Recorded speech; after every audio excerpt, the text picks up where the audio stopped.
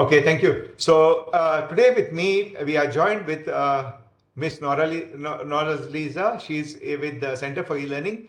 She is the technical expert with regard to this learning management system. So she's here and she's assisting me in the next storeroom. So we are at the Center for E-Learning now, broadcasting from the Center for E-Learning. We will also be joined later by Puan Salmi, who is the coordinator for e-learning.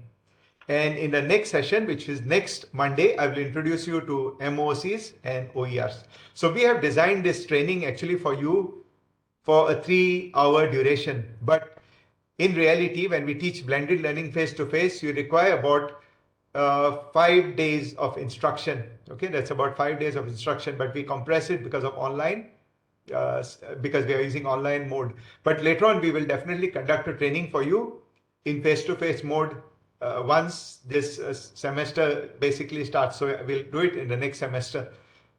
We are still waiting for clarification regarding how many people can attend the training in one go. But usually we have around 30 participants per training session.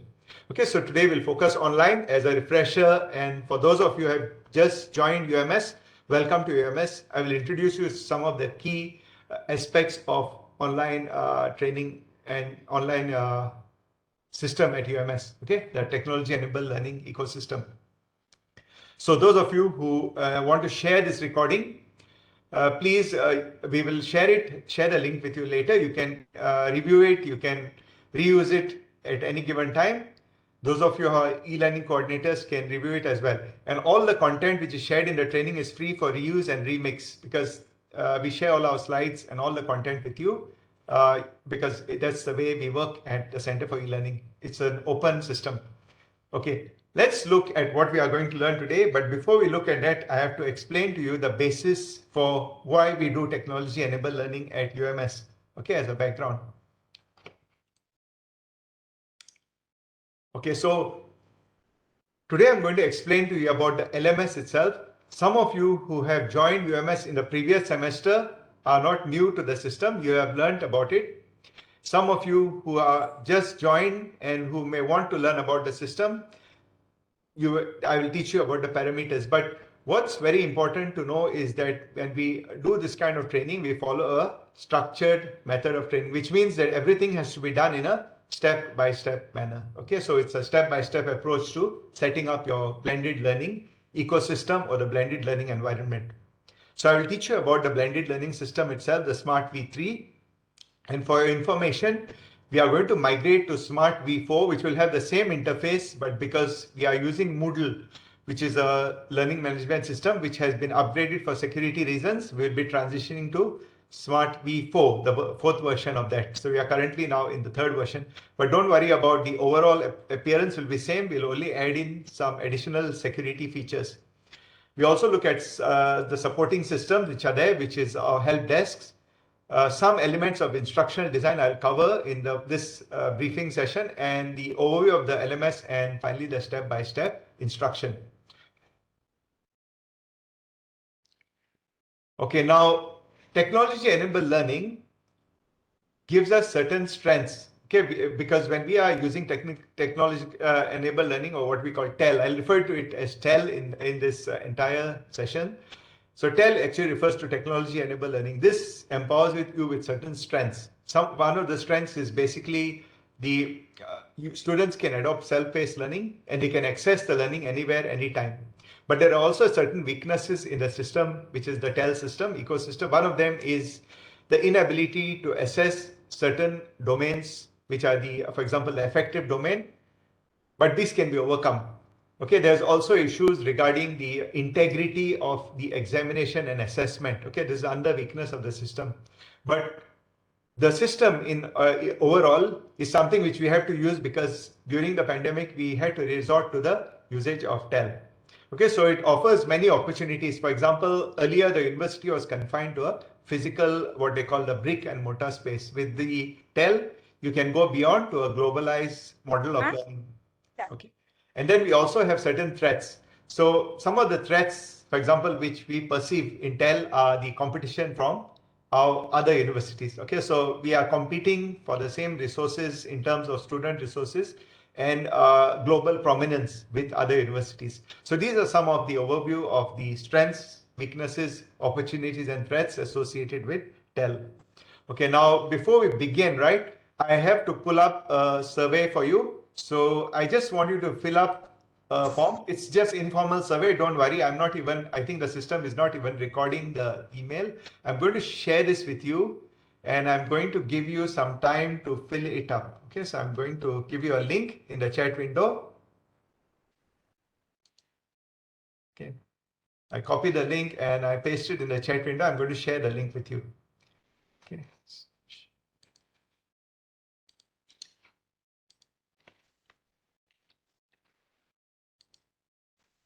Okay, so I have, if you go through your chat window, there's a link there. Ada air punya dalam pizza tu. Yeah, you will have an access to the form. Is it okay? Is the meeting clear? Is there someone make a comment? Is it clear? Any problem with the? Okay, it's okay. So there's a link in the chat window. You can just click on that link and you'll see this form. You'll see this form pop up in your Google. So you can just fill in the form. It's just an informal way. And this is one of the elements of blended learning is before you commence the class, we need to get some kind of feedback from the participants. This applies for your classroom as well. Okay, so there's a form, you can fill it up and we will see the responses you submit. So the form is basically asking you about your years of teaching experience and your experience with TEL in general. So it's just a short form. I think you can fill it up now. And based on that form, I will adapt the training for you. So this is the first part about BL. Blended learning and TEL, technology-enabled learning, focuses on identifying the learning needs of participants. Okay, so the response coming in. I'm going to look at the response in general. So this gives me an idea of how to train you, because you have to understand that I cannot see you now. So the cameras are off, so I need to perceive you purely based on the input which I receive from you via the form. So this is another weakness of TEL. I cannot communicate with you unless you turn on your mic and you can speak up. But please do that. If you feel that you need to say something, turn on the mic. Okay, so we have about 25 or 26, I think 27 participants on my dashboard, and we have 14 responses. So let's look at the responses themselves because they give you a very good insight into what's happening in the training session. And the same insights can also be viewed when you're in an online session in your class as well. So you can assess the class using this approach. So we have 14 responses. So a majority of participants have 0 to 5 years of teaching experience. And some of you have more than 10 years of teaching experience. So I assume that if you're a new lecturer, you're probably taught in another academic institution. And majority have used technology-enabled learning in your current course. This extends to all types of technology. It can be even delivering a lecture online, sending an email to students, sending a lecture notes via email, or sharing a link to a YouTube video of a lecture is actually e-learning. So that encompasses the entire spectrum of technology-enabled learning. So the other one is very important, which is instructional design. Now, instructional design, I can see that based on your perception, because this is a perceptive scale, so it's a Likert scale. So 3 of you have an average, and some of you, for example, 5 are using, this is one of you is using instructional design as part of the curriculum design and development. So I assume that is a lecturer from education with education background in education. So that's good that you're familiar with the concept of instructional design. And then we go to the online tools which you're using for the interaction. So you're using breakout rooms, live chat session and discussion, and then you have others and gamification as well. Now, gamification can also be done in when the student is conducting self-directed learning. So this means that you use the spectrum of the online tools. I have not included interactive videos because that will form part of your next training session. There are interactive videos as well which are used for training. Do any of you use interactive videos? for training, which videos which actually prompt the students to respond to questions before they proceed to the next level. You can mention it in the chat if you all do that. So the next one is the perception about online teaching is not as effective as conventional face-to-face teaching. Now, some of you have said yes, and some says they are both effective, but nobody says no. This is again based on the discipline from which you are coming from. For example, if you're in a field which requires a lot of access to patients, such as clinical fields or psychology, sometimes it can be challenging to use online learning. But I can see from your survey, your perception is that you have overcome that. Okay, so you need training in these areas. So this will form part of our future training programs, as well as our next session, instructional design, content creation, and open licensing, and so on and so forth. So we have the concept of open licensing. I will discuss in the next module, next Monday. So this will be covered in the next module. So this gives us a clear idea of what is being perceived, or what the expectations are from the staff with regard to training.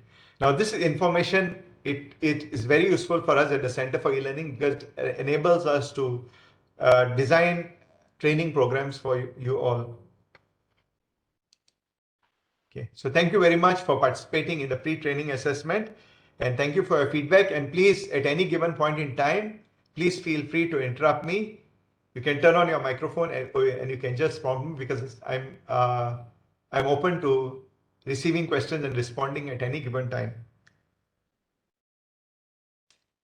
Okay, now I'm going to, some of you may have attended the training, the induction program for staff at UMS, but one of the important elements of technology-enabled learning, TEL at UMS, is to understand the vision and mission of UMS. Okay, so if you have an audit, if there's an audit conducted by for example, the MQA auditor, they will always ask you about the vision and mission of UMS. So be clear regarding that.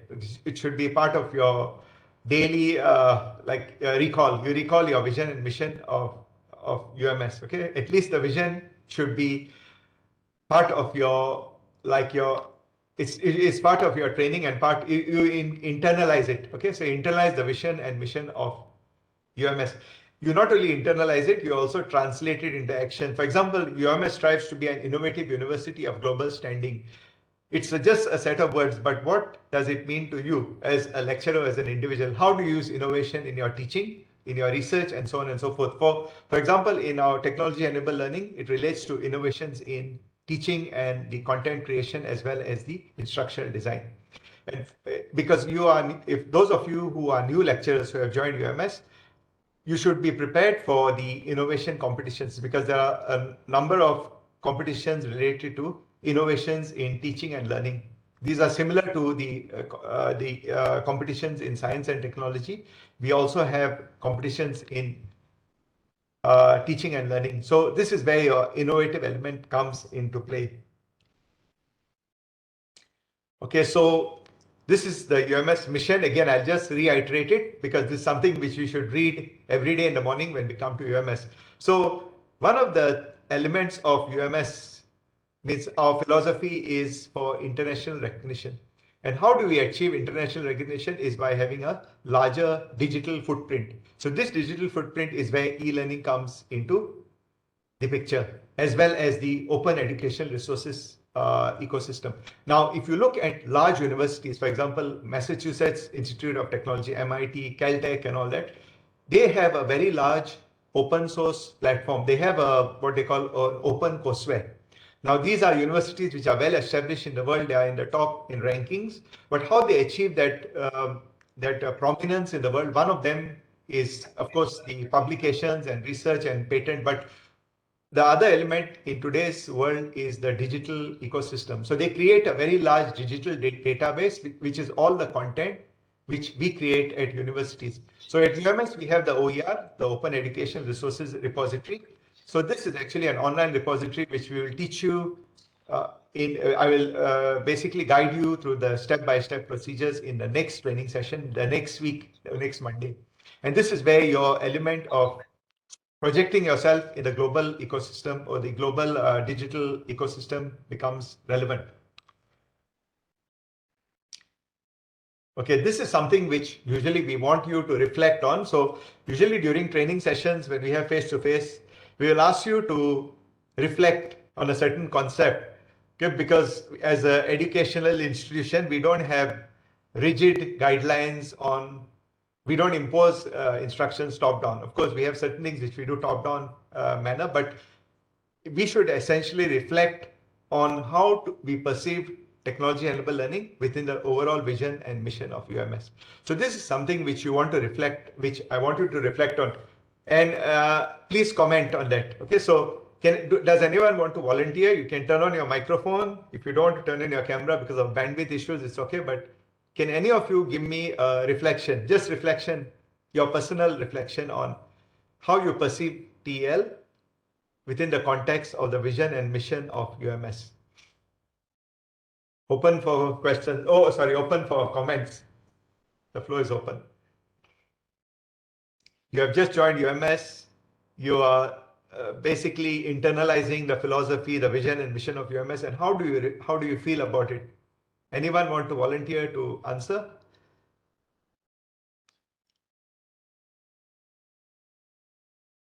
Just feel free. We are not going to judge you.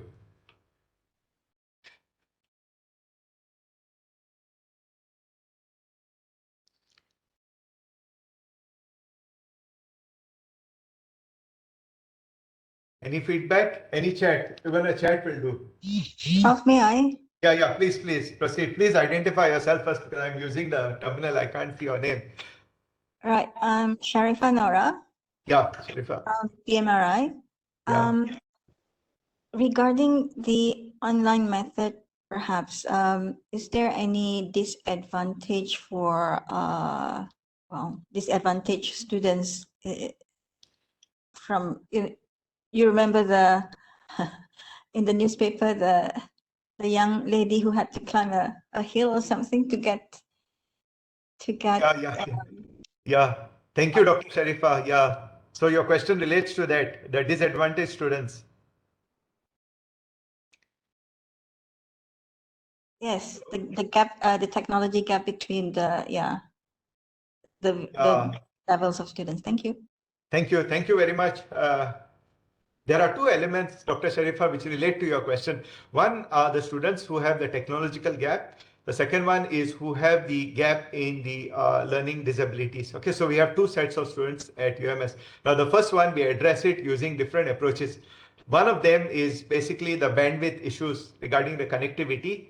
So in that case, we have alternative ways to do it. For example, if you really have difficulties, we can actually use a USB stick, a USB drive to share content. Okay, we can emulate that. So if you need help on that, I can show you how it is done. They can actually install the Moodle in their offline system and you can emulate the system in your without offline. But at the end of the day, when you want to deliver your assignments, your interaction, you'll still have to go online. Okay, so that's one of the elements. So that's a challenge.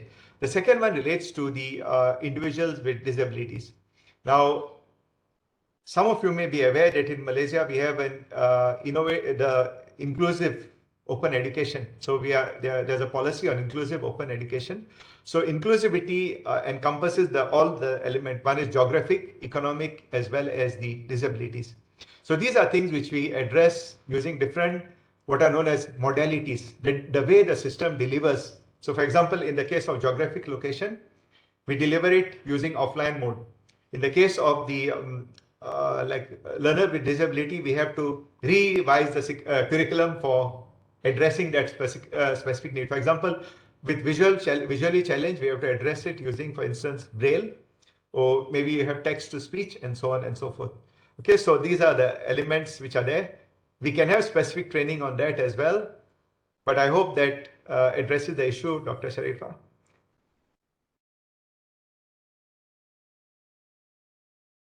Okay, thank you. Anyone else want to comment anything about e-learning? Because you are new at UMS, so you'll maybe having your ideas. So please, we benefit from them as well because we learn from you.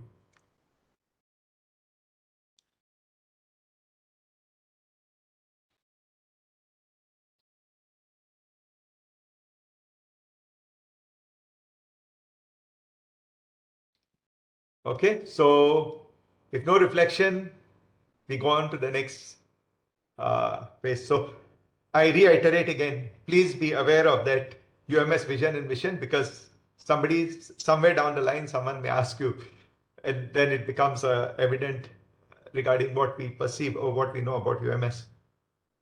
Okay.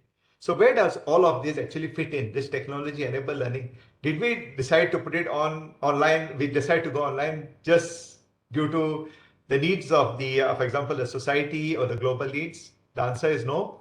The basis for technology enabled learning is actually initiated by the Malaysia Educational Blueprint. Okay, we call it Malaysia Education Blueprint 2013-2025. Now, although this blueprint was launched in 2013, it extends until 2025, and this document is available online. And this actually is the guidance or the framework for us to establish technology enabled learning.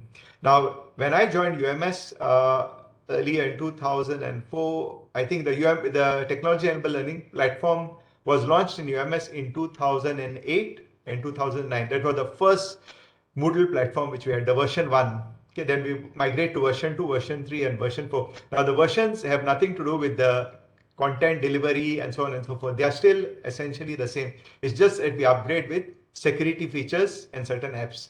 But the idea of the platform or the general structure of the platform remains same. Now, the Malaysia Education Blueprint guides the process of technology enabled learning. So we have in Malaysia, we have the MEPTA, Majlis e-PEMBELAJARAN, IPTA's Negara, and we also have the MyCell, My Center for E-Learning.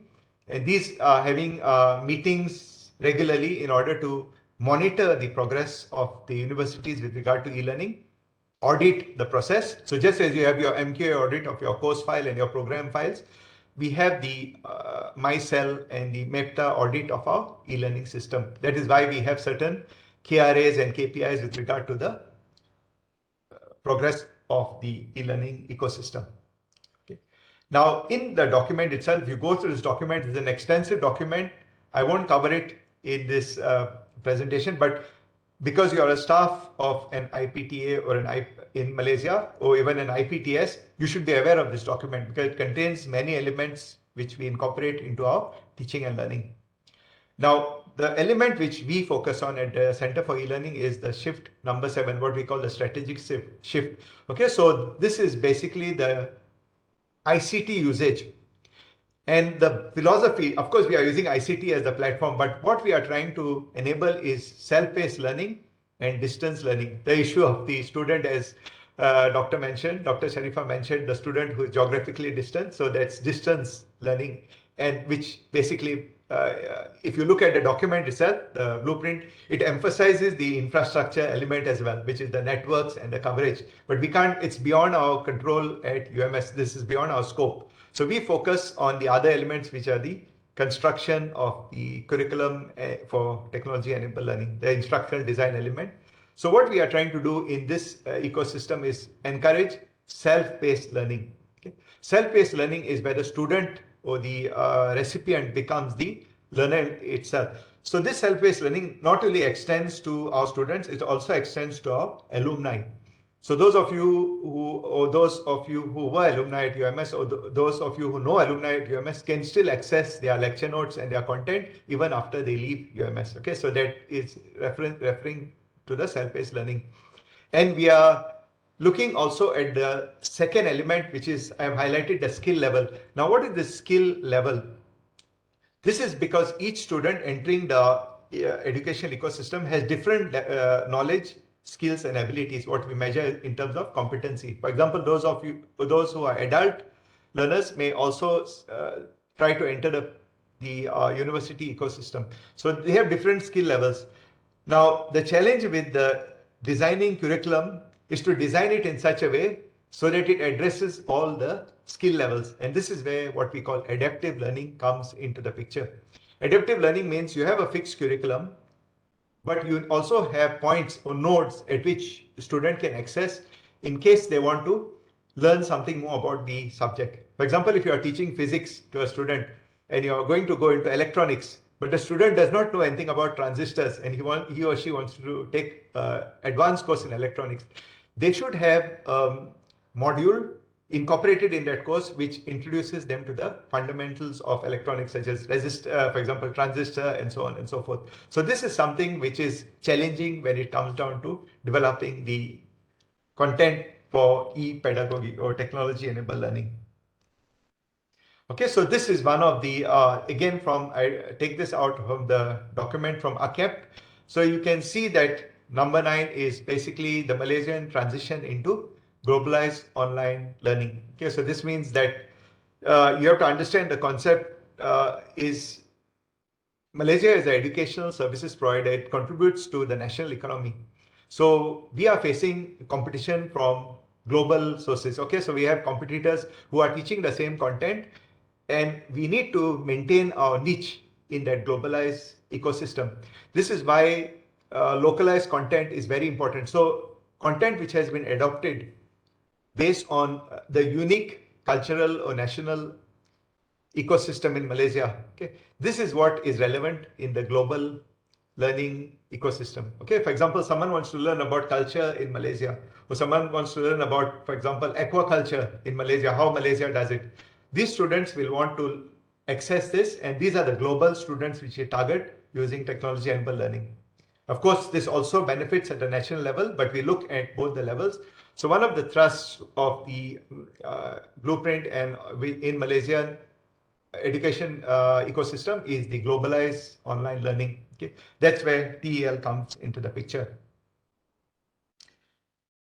Okay, now at UMS, we manage that the Center for E-Learning manages the ecosystem itself, what you see, the Smartv3, the open repositories, and so on and so forth, in association with the JTMK. So the JTMK manages the infrastructure. So if you have any issues related to the system itself, you can contact our help desk, and then if it's a technical issue, we contact the JTMK.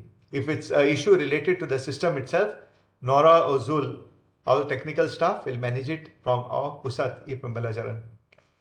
So the next thing what we do is the audit. So those of you who have joined UMS earlier may be aware of this 1732. Okay, so we have 1732 system, and we have a system to monitor which is open to the lecturers. You can view your own scorecard for that 1732. Now the reason why we have to manage this is because we have to report to the Ministry of Education periodically. They will ask us, what's your current status for this semester for 1732? So fortunately, we have been, because of the blended learning going online due to the pandemic, we have almost got 100% with regard to the audit. So, but we still maintain it because we need to give the report. The other thing which we look at is blended learning itself, MOOCs, massive open online courses, and creation of digital content. Now, I'm not asked in the survey about how many of you, I've not queried about how many of you have a YouTube or a account for online teaching. You may have YouTube, Vimeo, or any other Instagram for online teaching, but it's a good idea to have an online account which is linked to your UMS profile. Okay, so you can develop the last element, which is digital content online. Okay, now with regard to the platform, we actually have the LMS system, which you're familiar with. We have OER system, which we will be introducing to you in the next session. We also have the MOOC systems. So some of us have been assigned to develop massive open online courses at our respective faculties. That's a top-down instruction. So some of us are doing the MOOCs. Some of you who may be interested can contact us, or you can contact us through your e-learning coordinators. Okay, please remember that when you're a lecturer in each faculty or the institute or the PUSAT, we have designated, appointed e-learning coordinators.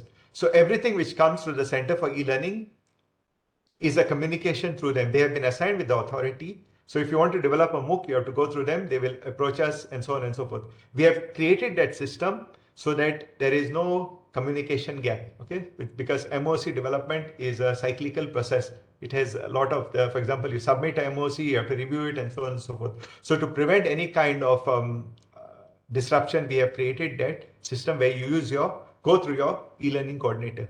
Of course, with regard to all other issues, for example, technical issues, difficulties, those you can directly contact our help desk. And the last one which we have is micro-credentials. So micro-credentials are still being developed, Okay, that is, I think it comes under the Center for Quality Assurance, but we will assist you with the content development itself. So this is another element. So micro-credential is actually a small subset of a major course. So it's a small credential, but it carries a weightage in terms of the accreditation.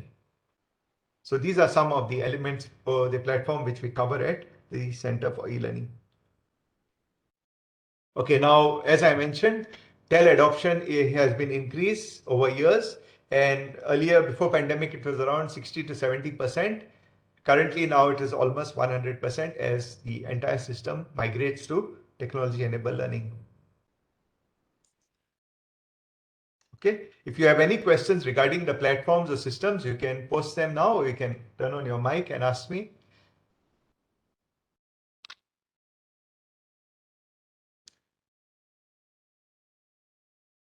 Okay, so we'll move on now to the next element. So I'll introduce you to some of the basic terminologies of TEL. So if you're new, it's something new. If you're already familiar with it, please bear with us because we have to introduce these terminologies to you. So one of the concepts which needs to be introduced, or which we all have to be aware of, is what is known as instructional design. Okay. Earlier, if you view the lecture which was delivered face-to-face mode, we walk into the classroom. Some of you use whiteboard, others use PowerPoint. But we have a system in that. We have a system which we implement in the classroom, how we deliver the content, what different modalities we use, whether we use, for example, laboratory experiments to convey certain concepts, whether we use, for example, psychomotor elements. You're teaching, for example, athletics or sports medicine, you use certain elements. Your clinical elements are there. So, and you also have, for example, your software or engineering, which teaches using different elements. Now, all of these form the basis for instructional design. Now, in an informalized environment, right, everyone has their own style, teaching style. For example, if you go to overseas, you will see the professor, they will come into the class, they will just deliver the lecture, and maybe they don't even bother to ask questions, and they will leave. This is what you experience in some countries. So they assume the student understood. But what we do in UMS is we try to enhance the learner's experience in terms of the understanding. Now, how do you know? For example, I'm teaching you online. Okay, I'm teaching online. I do not know whether you are understanding what I'm saying because I cannot see your eyes. Usually we communicate using eye contact.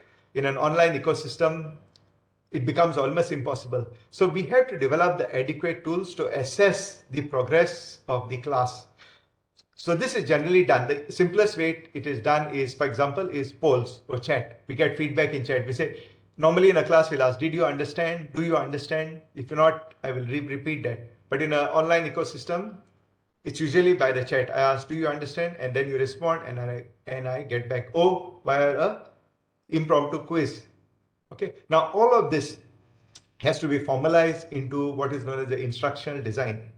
So what is instructional design? It looks at the acquisition.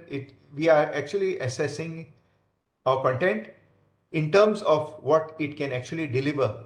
And if it cannot deliver, for example, if I delivered a lecture and the student did not understand, 60 to 70% of the students, when they answered the quiz, they scored below 50. It does not mean the student did not understand. What it means is I need to relook at my instructional design approach. Okay, so that's where we look at the instructional design itself. Now, when we do instructional design, actually there is something which is manifest and something which is internalized. For example, the teacher or the instructor has a specific set of learning objectives. Okay. Now this is internalized, it's in part of you, but you will articulate those learning objectives in your slide. You will always tell the students upon completion of this module, this is what you should be able to do. For example, affective, psychomotor, cognitive, you have to state that explicitly to the students. So this gives them an idea of what they are supposed to be able to do, or the abilities which they are supposed to achieve upon completion of that module.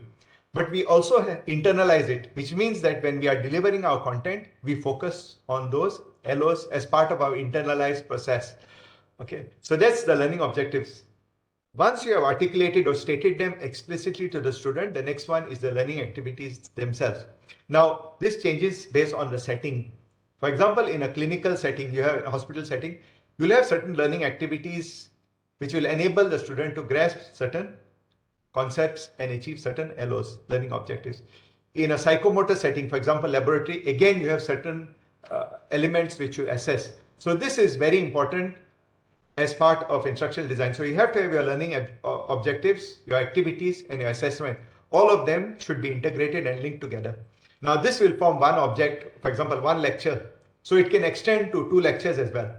For this one, again, you have to judge with your table 4.2. You look at your table 4.2, you have 2 lectures, they cover one LO, learning objective, you need to integrate it into that.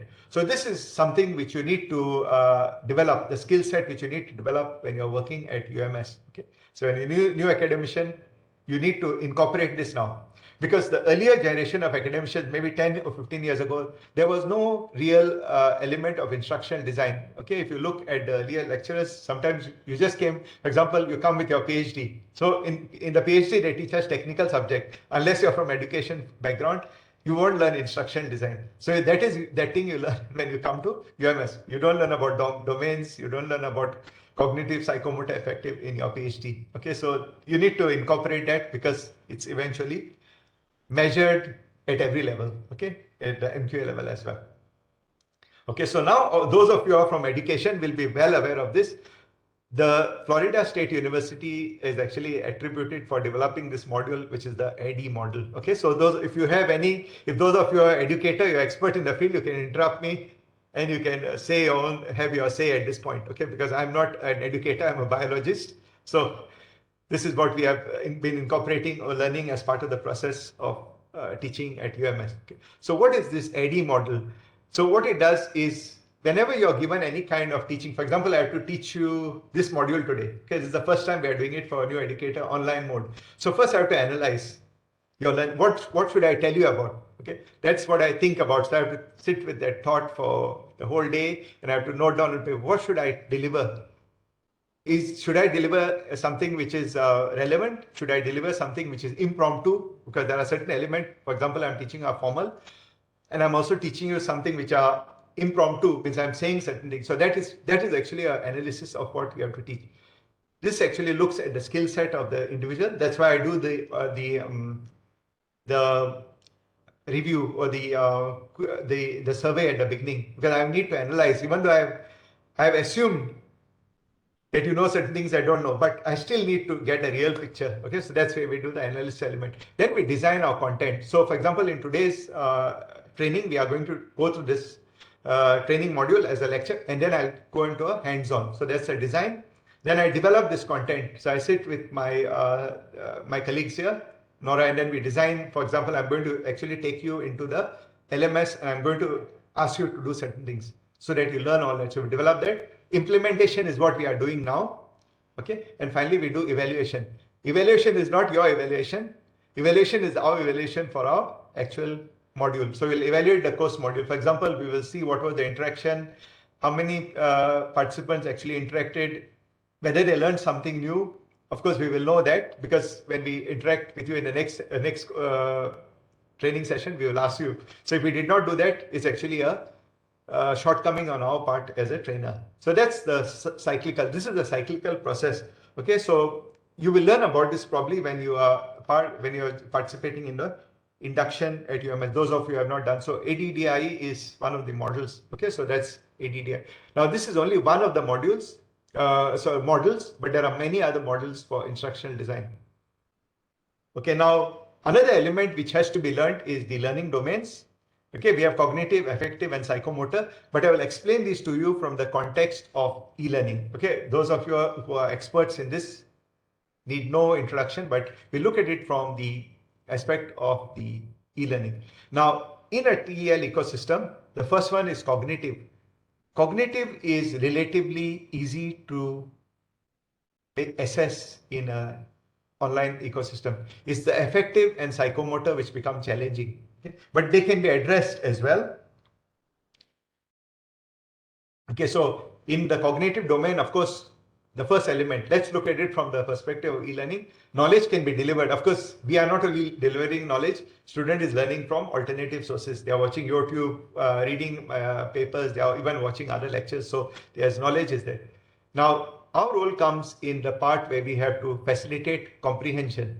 So some of the concepts which are difficult for students to understand is where we come in. So the first one, basically with the evolution of the internet, knowledge has become universal. Okay, so we don't have to teach people about concepts. We just have to facilitate comprehension. That's why we have transitioned from being an instructor to a facilitator. Then we look at application itself. Those of us who are doing, for example, complex subjects which require application of knowledge contextually. Then we have, we train students to analyze trends, how to synthesize information, and finally how to evaluate or compare different sets of knowledge and then decide which one to utilize. So these are things which can be done in an online ecosystem. So it's relatively easy to do this. Okay, so that's where it comes into this picture of kids. There's a reason why we have shown. Do you know why I've shown you this picture? They are all kids, maybe 3 to 5 years old. What level have they reached in terms of the cognitive? So, anyone wants to comment on this picture? Which cognitive level have they reached? Are they in knowledge, comprehension, application, analysis, synthesis, or evaluation?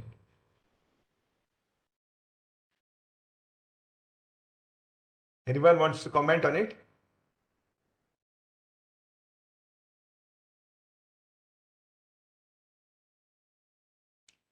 You can chat. Which level are they at? At the highest level? None yet? Okay. That's innocence. Okay, application. Yes, application. Yeah. You just comment. It's okay. It's perfectly okay. We analyze the system later on.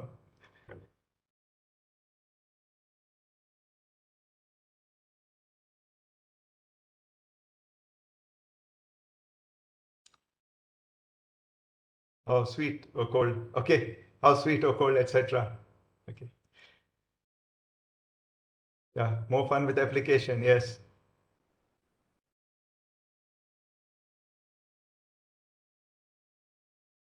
Okay, see what they have done with the flavors. Okay, they have done a choice of flavor. Okay, so they have a knowledge of, so let's look back. I just go up again. So the thing about this is they have a knowledge of ice cream. They can comprehend what it is. Of course, they use sensory perception. You are using sensory cues like your taste and so on. They have applied, as you said, they have applied their knowledge.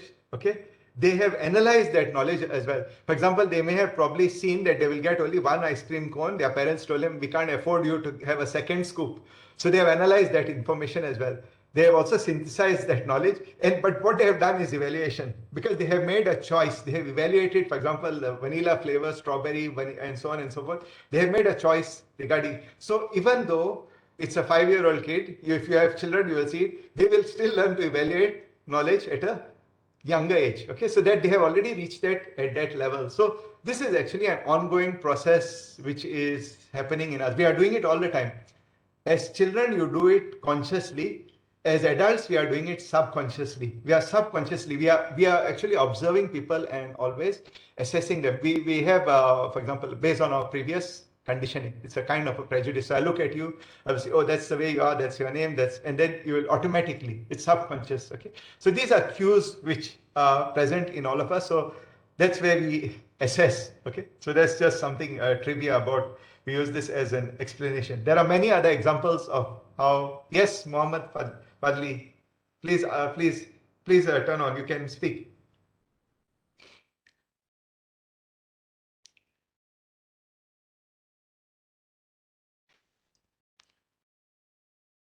You want to answer? You want to raise any? You want to say something? Please say. We look forward to your discussion because. Okay. I saw a hand raised, so I asked about it.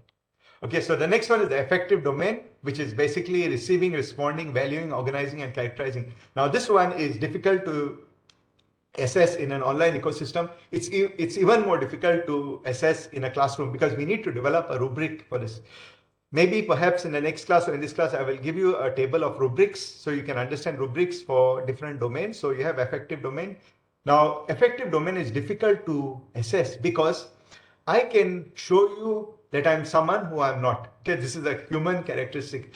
We are always having personality. So I come to teach you, I'll have certain personality. I go home, certain personality. I'm sitting with my friends, different personality. This is an automatic shift of personality. Now the affective domain becomes challenging because when you're in a formalized system, you have the scope or the limitation that you're assessing their personality for that particular set of parameters. So that's why affective domain in an online ecosystem is challenging in all its elements. Okay, so it's challenging even in a face-to-face ecosystem. But those who are experts in education, who have learned about psychology, can actually assess these using specific rubrics.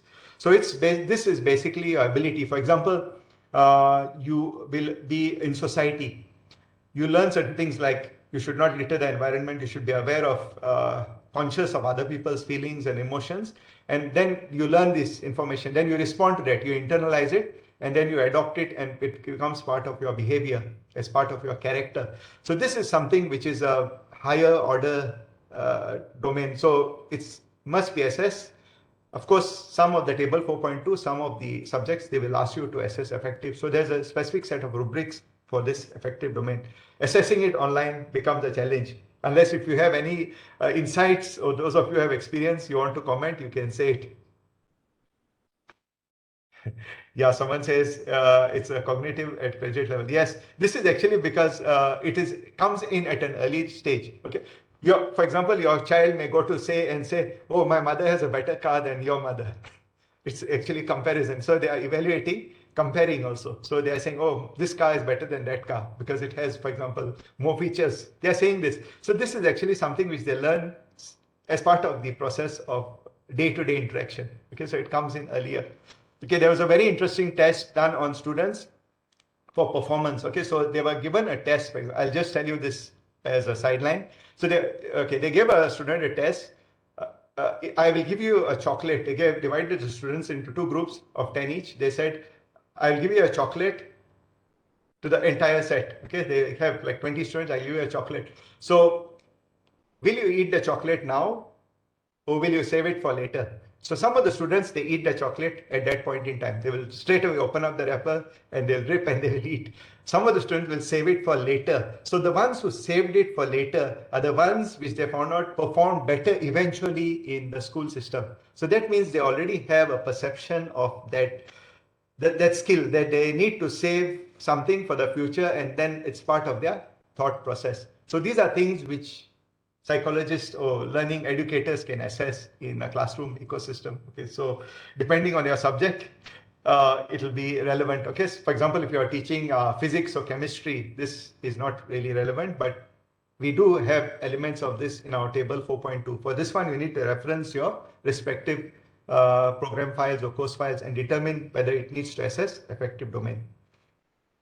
Okay, so this is actually affective domain. So I've shown this picture. So this is actually one of the most common problems which we face with online assessment is the copy and paste. Okay, so now of course we have secure exam browsers which can track copy and paste, but still the likelihood of like breach or loss of integrity online is very high because it's very easy to do that. So copying and pasting, it's a common problem because you suddenly see a surge in the grade during the pandemic. There's a surge, everyone gets A. So this is actually indications of we can interpret it as a breach of the process of assessment because they are violating the protocols or the ethics of like exams. And then you have your psychomotor skills. Now, psychomotor are generally related to those who are involved in processes, for example, laboratory processes, or for example, physical education, and so on and so forth. Now, this one is, it can be assessed online using videography. So some of the lecturers have been very well versed in this. At UMS, there have been some lecturers who have given lectures earlier or talks in which they show how they assess psychomotor even during a full pandemic. So they teach certain exercises and they will ask the student to practice those exercises, record it, and then they assess it based on a specific rubric. So this one can be also assessed online because it's straightforward. It's only the ones which are gray areas which become difficult to assess, but psychomotor is straightforward because it's a direct visual display. It's a, so you can't cheat on psychomotor unless you use AI or something and you have a clone or you create an avatar. So that's not possible. So you can't basically compromise on psychomotor online. Okay. Now, challenges of online assessment. What was the biggest challenge for which we faced during the pandemic based on feedback from lecturer is basically the exams and the process of copying. Now, you can use Turnitin. You can use Turnitin, but even then it's difficult because when you are online, what essentially happens is that you are in an open book test. Okay. Now, you can actually pose questions which will assess higher levels, for example, higher order thinking skills. But sometimes your table 4.2 will not require you to assess those. So if you, for example, you ask the student to evaluate, you actually reach a higher level. But in your table 4.2, we don't reach that level. We reach C3, C4, for example, but you went into C5 because you want to overcome this system of copying. And so that's where it becomes challenging. Okay, some of you may have experience with that. If you are willing to share, I think you can just turn on your mic and share. How do you? How do you do this? How do you assess? Because we have Turnitin at UMS. I can prepare Turnitin. The student has access to Turnitin. He or she can upload into Turnitin. They can check their report and put it up into the system. They will actually remove the error. For example, some software such as the Quillbot and the Mendeley and all. The Grammarly. They will actually remove your Turnitin. They will rephrase. So this is a challenge. If you have any insights into this, or if you have faced it in your experience, you can turn on your mic or you can key into the chat window. Okay, Turnitin is there, but of course, at the end of the day, it's still the student's integrity which matters. Now we are trying to put in a system at UMS with a secure exam browser. So in this current examination, this final exam, some of the faculties have opted for that. But secure exam browser again has its faults because when you put a secure exam browser and you do offline access to the system, it will use up the student's bandwidth. So some students don't want that secure exam browser, but eventually we have to incorporate secure exam browser if you are going to do the online exams. Okay, that secure exam browser basically tracks your eyeball movement, it tracks for your mouse clicks and so on and so forth, and determines whether a person is cheating based on certain parameters. Okay, that's AI system, but it's a challenge.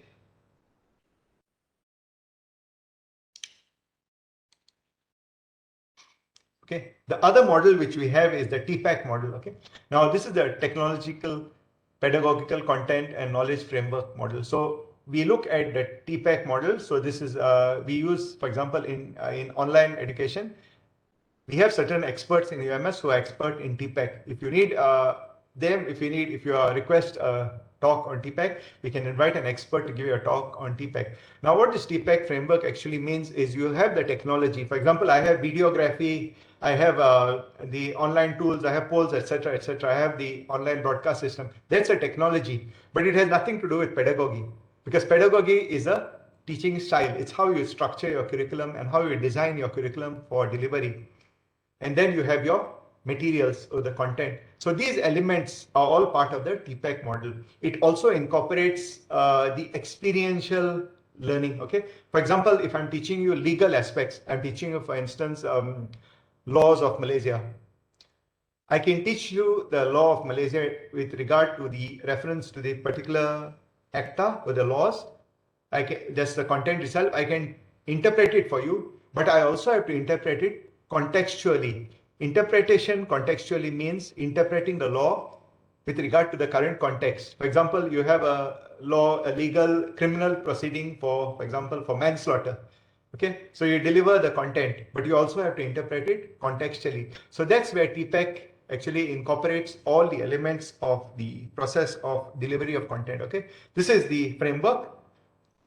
I will share the slides with you later. You can go through the source and you can click. There's actually an extensive description on TPAC. Now, during this pandemic, this TPAC became very prominent in the e-learning system because many lecturers had very good content, nice slides, but They delivered it with good technology, but the pedagogy element was missing. That's why all of them are important when you deliver any content in the blended learning ecosystem. Okay, so it's contextualized knowledge within that particular framework. So I'm just briefly telling you about this, but we'll have extensive training on this at future dates, because we need to incorporate this into your teaching and learning methodology. Okay. Another theory which has come into play this happened during the pandemic. It was evident before, but this is what we call the connectivist learning theory, and it is a product of the digital age.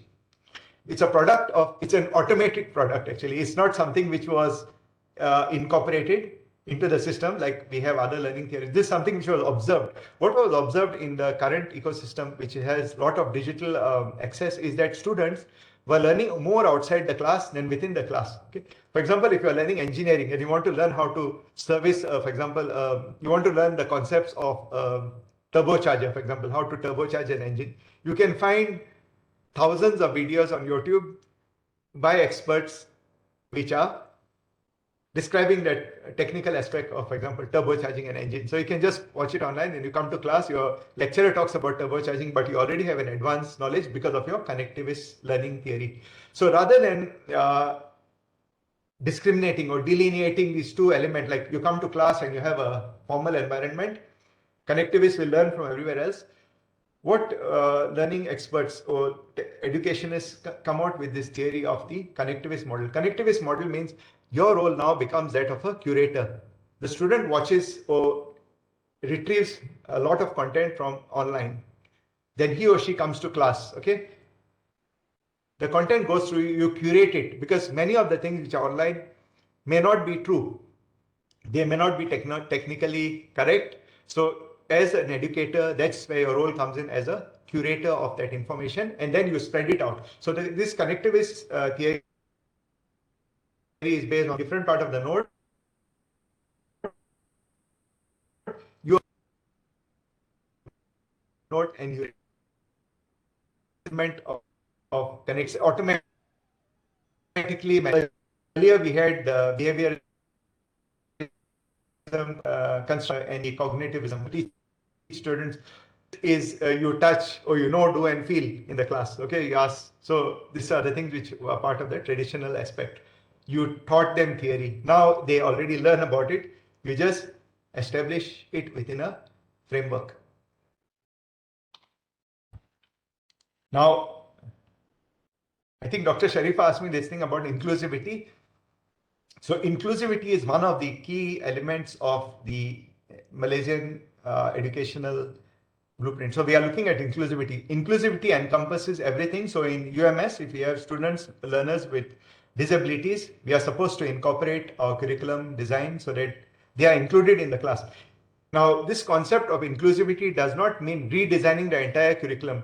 It means incorporating those modalities into curriculum, which will enable everyone to access the same curriculum and learn it. So if you have any issues related to the, for example, students with learning disabilities, whether they are visual, auditory, or the speech, we can assist you in connecting you with the right people to assist them. For example, this is an example of a Braille keyboard, and what these girls are actually using is a Braille embossed Braille reader. So for example, your text you put in as a PDF, you can convert it to this emboss. It will convert it into a Braille document, and they can access that document and read it as Braille. Now some of you who have not experienced with teaching students with disabilities, you will ask me, why do they need to read Braille? Rather than, you can convert it to audio, right? You can convert your lecture to audio, deliver it via audio. Then the student can listen to it, assuming that they can hear and they can't see. But if you look at it from the perspective of a person with a visual disability who can't see, they prefer to read Braille. It's the same reason why you prefer to read a book rather than listen to audio book. So Braille is their own language. So that's why we focus on this inclusivity element. So content in Braille is one of the elements which we can focus on, or we can actually assist you with this. You also have Braille terminals, okay, but I'm not sure whether the center has this at UMS or Center for the Students with Disabilities, but we do have, we can get these machines. And this is what was mentioned earlier about the geological and the geographic and technical barriers. Okay, so we have, for example, Kampung, you cannot get access to internet. It's difficult to get access, so that is a technological and they are called geological barriers. Of course, in Malaysia, we are fortunate that we still can access. In fact, sometime in the Kampung, you can get better access to Wi-Fi than in the Bandar. You'll have more problem because of the what you call it, congestion of the line. So sometimes you get better, but of course, you still have students who cannot access compared to countries like Africa or maybe certain parts of Afghanistan or India where there is almost, or maybe Bangladesh in the Kampung, we have no access. So at least we are better off in them. But even though this problem has come up, we have certain ways to deliver it. So last time we had actually innovated, you can actually use a pen drive. You can load all your content into a pen drive. The student can take the pen drive and they can open it up using a Moodle emulator in the house. So they can install Moodle on their PC. It's very light. You can actually plug and you can get an offline version of that. So this kind of things can be done. And if you have problems, we can ask you, we can assist you with that, or we can connect you with the people who can. Now, we come down to the last element before I go into the actual training using the system itself. And this is basically about what you should be ready for. If you look at the Malaysian blueprint in terms of the education blueprint, right? We are evolving from what we call, first it was the brick university. So everyone came to class, they sat in the class, they learned. Then we moved on to what we call jukebox system. Jukebox system where students can actually take certain amount of, take certain modules, work with them, and you also have face-to-face. So it's a kind of blended learning, but they call it jukebox because in the olden days, before you had your iPod and your MP3, they had actually had a jukebox, which you had to go to the place, put in a coin, and then is to pull out a CD and play what they call the LP, and just to play long playing record. So that was called a jukebox. So they use this terminology to incorporate that students can use certain knowledge or pick up certain knowledge in a university and blend it with certain other knowledge and come out with their outcome. But now we are moving to what is known as the entirely online universities. There are, for example, AEU, there's Asia Educational University, AEU is an online university. So what this means is that the entire way, the structure in which we function is changing, and it is changing very fast. Okay, earlier we used to do mostly face-to-face classes. Now if we conduct surveys, students say they want online class. Okay, some of them, of course, for the psychomotor, they want face-to-face, but most of them prefer online class. Lectures are being recorded. So eventually this leads to a point where most of the knowledge will transition to online.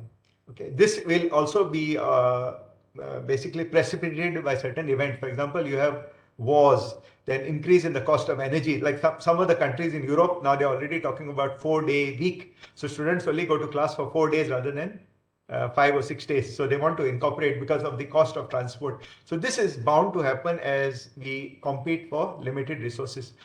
The other one will be AI.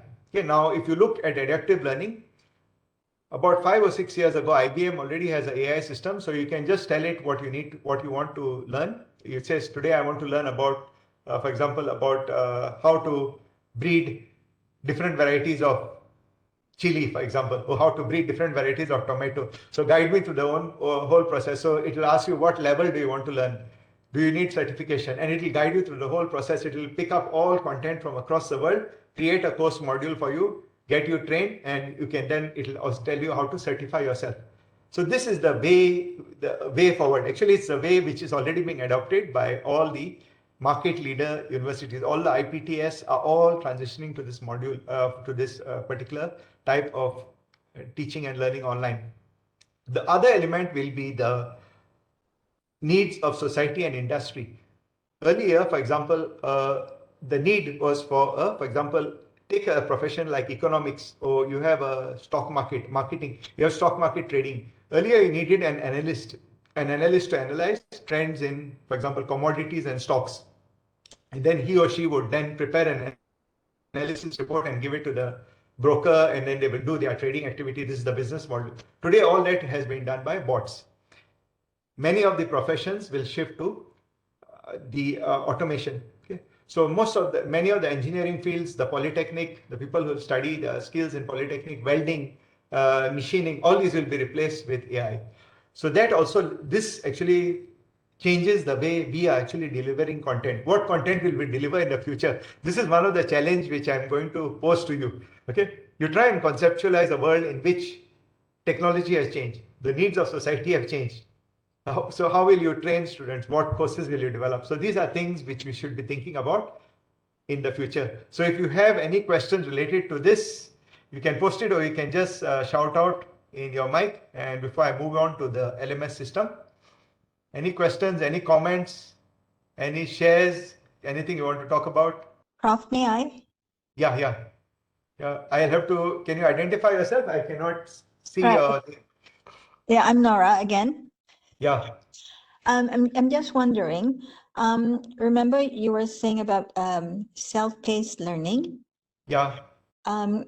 Which one would be better in terms of like if we upload all the lessons for the whole semester, and then the students can read up before the lectures or even the whole thing at one go, versus Okay. we don't give the lectures until after the lecture, after each lecture. Now, what is your opinion on that? Thank you.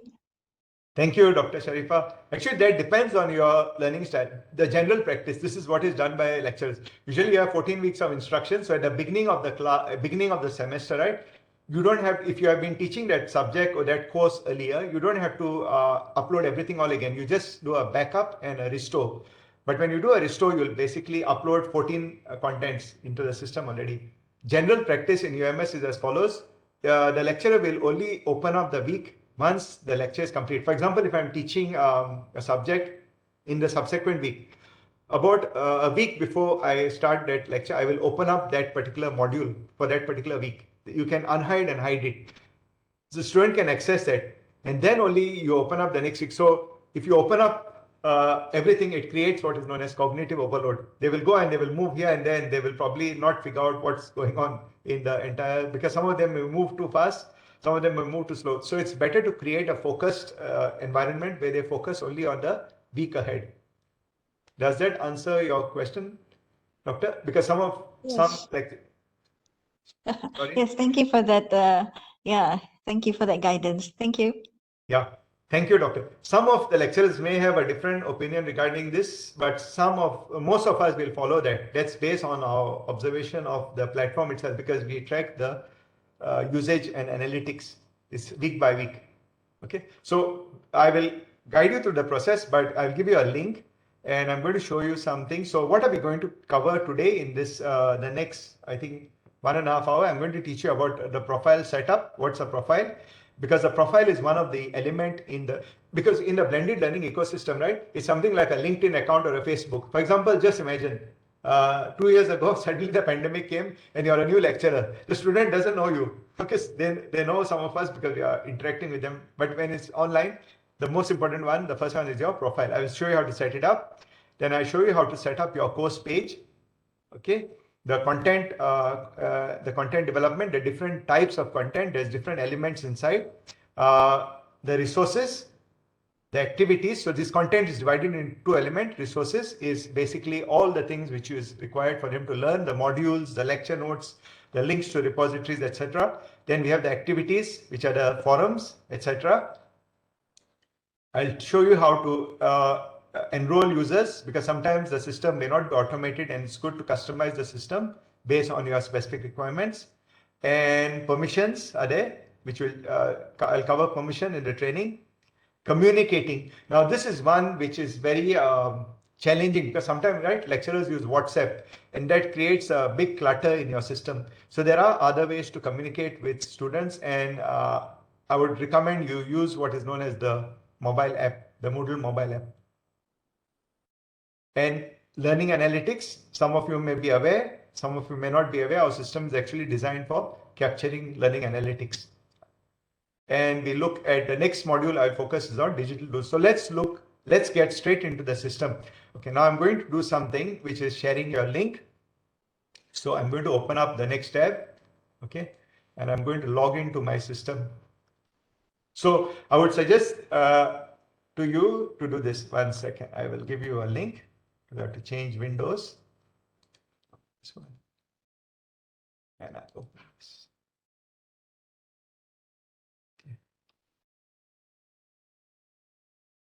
Okay, now Nora has created a course for you, and I'm going to share the link with you. Okay, so Nora creates a course instance for you. I will explain to you what exactly happens in the system. Okay, it's very simple. The learning management system is simply like a folder, and each course is actually a file. Okay, so we have a folder inside. So we have a big folder, a mega folder like your C drive, and then each faculty has their folder, and then each program within a faculty will have a subfolder, and then you have your subfolder for your course, and then inside it you have your file. So it's simply a repository, but it's an interactive repository which you can track. So that's how it is. So whenever you want to create a new course, for example, we do this course, you have to inform us, and we create what is known as the term is course instance. An instance in the what we call online methodology. So those of you all are from IT will know. We call it an instance. An instance is a set of, like, we can use it for storing files as well as programs. So we create this instance for you. Now, if you are a new lecturer at UMS, I will inform you how it actually happens. So at the beginning or prior to the commencement of your semester, your academic committee or your staff, you'll have an academic committee under your director or your dean. They will actually come out with a set of the programs and courses, and then it will be assigned to lecturer based on the meeting. Now that list is actually given to the BPA, okay, the academic services unit.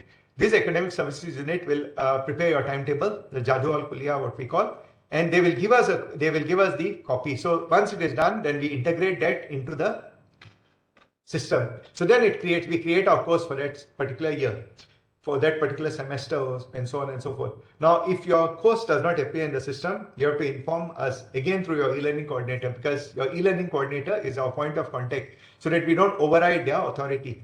They will inform us, and then we'll go into the system and we will check. The most common complaint which you will have is the lecturer was not assigned to that course, or his or her co-lecturer is not assigned. So we look at that as well. So those issues are sorted over here. So now I have created for you all a course instance called Technology Enabled Learning. So this is created. So what I want you to do is to register for this course. Now I'm going to show you how to register. Okay, so this is how you do it. Now, suppose we have a set of students in our class, they automatically register. But sometimes you're teaching, for example, if you're from the School of Languages, you have multiple students from multiple streams registering for your course. Okay, you can enable registration. So how you do it is you go to this course and I look at people. Okay, now I'm going to enable you to register. So I'm going to copy this link to you and I'm going to share it in the chat window.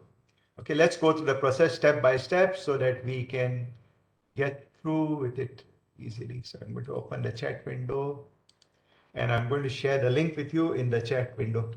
So once you click on this link, you can click on this link and it will take you to your UMS LMS. Log in with your UMS user ID and password, your academic user ID, and then it will connect you to the system. Okay, so let's do it. So let's try it out. Okay, so please try and log in, try and register for this course. So this is a registration. This system will be open to you. So anytime you want, you can open up this course and everything will be here. Okay, so I will drag and drop certain things here and then you will see them. You can access it anytime. We won't take it down. Now, as you register, I will see you coming up here. Okay, here I can see you already.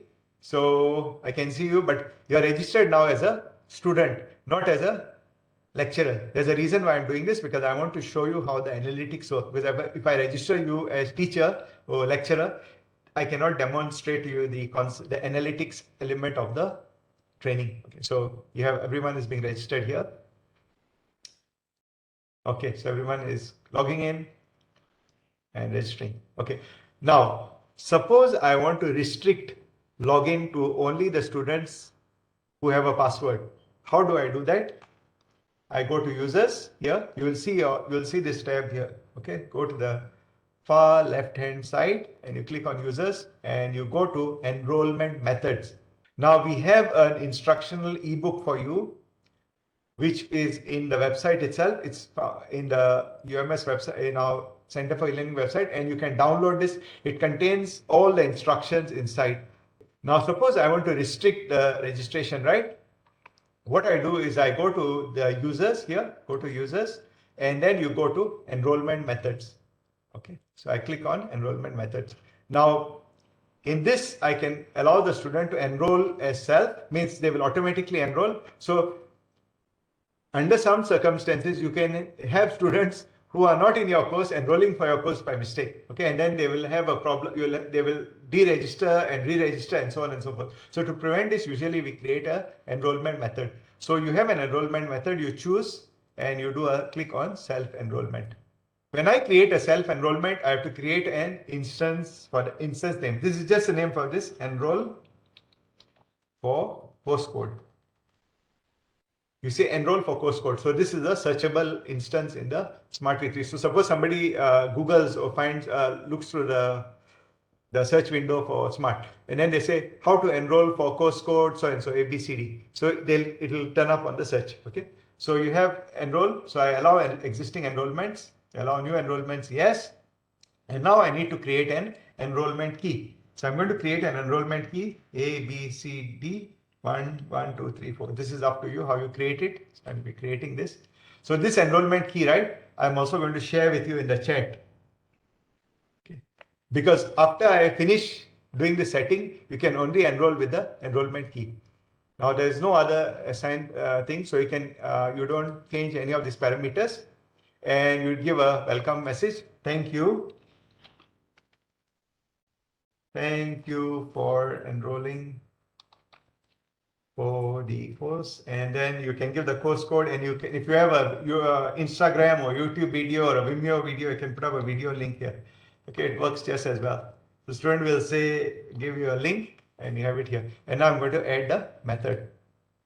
Now, what's going to happen is at this point in time, I'll have to share the password with you in the key in the. Okay. Okay, so I've shared ABCD 1, 2, 3, 4. Okay, so those of you who enroll after this, once I clicked the setting to set up the system, you can only click and you can only be able to enroll with the enrollment key. So this is the way whereby we manage a student, especially those of you who are teaching, like for example, 100 students, and they are coming from different streams and then they are entering your, for example, your language courses. You need to have an enrollment key, or else there'll be chaos. It will be chaotic in your system.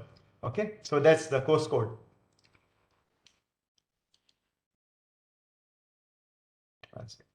Okay, now there is another key which you need, and this I need to highlight to you because this problem has been reported to us. So based on experience with the system itself, I will tell you what exactly happens in a practical way. Now, suppose a student enrolls for your course, okay, and then somewhere around on week 7 or week 8, they decided to unenroll by mistake, not deliberately. They went to the system, they're playing around with the system, they unenroll from your course. Now, what will happen if the student unenrolls from your course? All the data pertaining to that student prior to that unenroll process will be lost. They will lose everything. So you cannot view the assignment, you cannot get their scores, you cannot get anything. They are basically deregistered from your system by self. So you can actually change this by limiting the enrollment. Okay, so you can click on, come to here, users, and if you click unenroll here, it's very easy. The student will unenroll. Okay, so that means he or she is unenrolled. So now you don't allow the student to unenroll users from this course. Okay, so I will zoom on this so you can see it more clearly. Okay, so this is the advanced roles. A few seconds, I just zoom out. Okay, so this is under users and this are advanced settings. So you can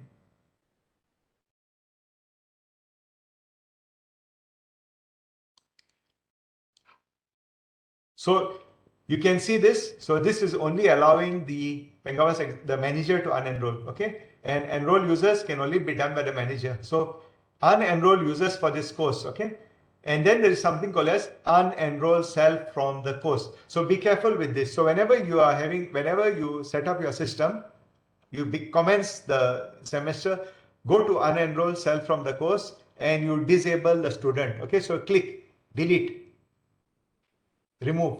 So the student cannot unenroll from the course. Okay, is this clear to everyone?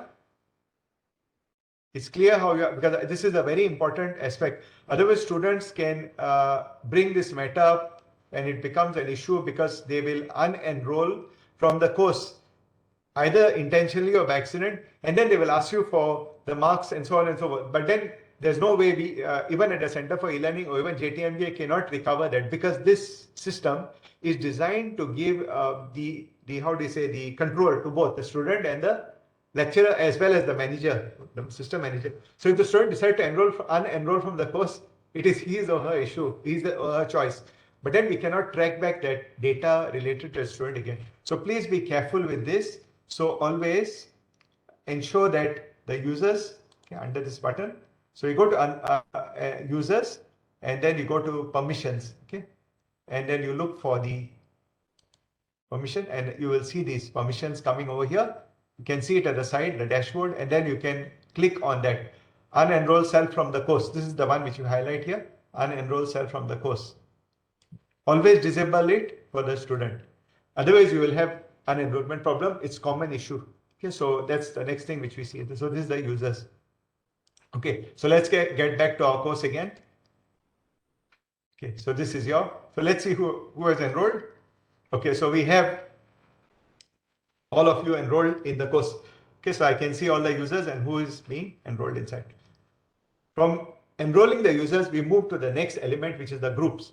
Now, some of you who are teaching courses may require group interaction between group, because maybe you're assessing the interaction, communication, etc., and so forth, and you want to give group projects. So in this case, you have to create groups. Now you go to users here, and then you have groups. Under users here, you'll see groups. Okay, so groups. Okay, now let's see how we actually create groups. Now we have only few of us, even though there are participants in this session. I think only we have a lot. I just want to check the number of participants. Okay, so we have about 15 active participants now, but for this class, I think we have only, let me check.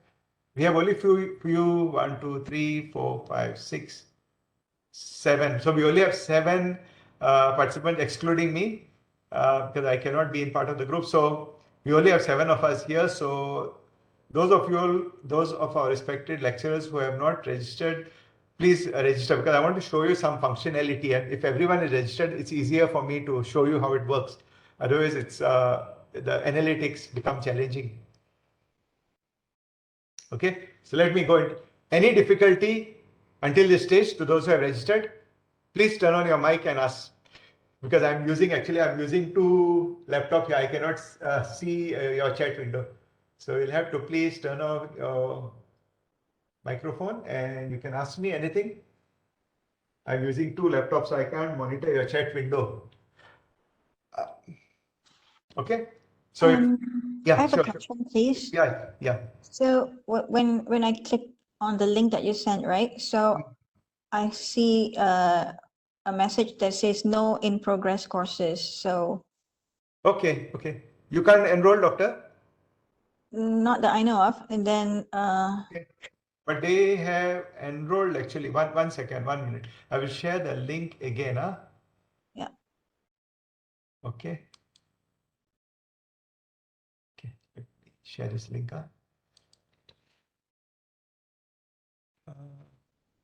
It usually happens sometimes. Are you connected on UMS Wi-Fi or? Nope.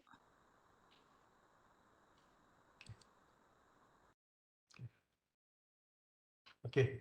Can you check that link, doctor? And then you'll have to use ABCD 1, 2, 3, 4.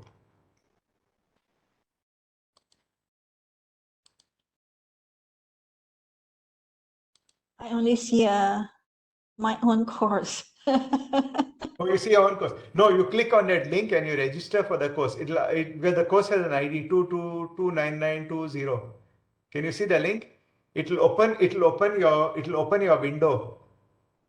It will open your, when you click on this, it will take you to this window here, and then all you do is register. You'll have to log in, of course.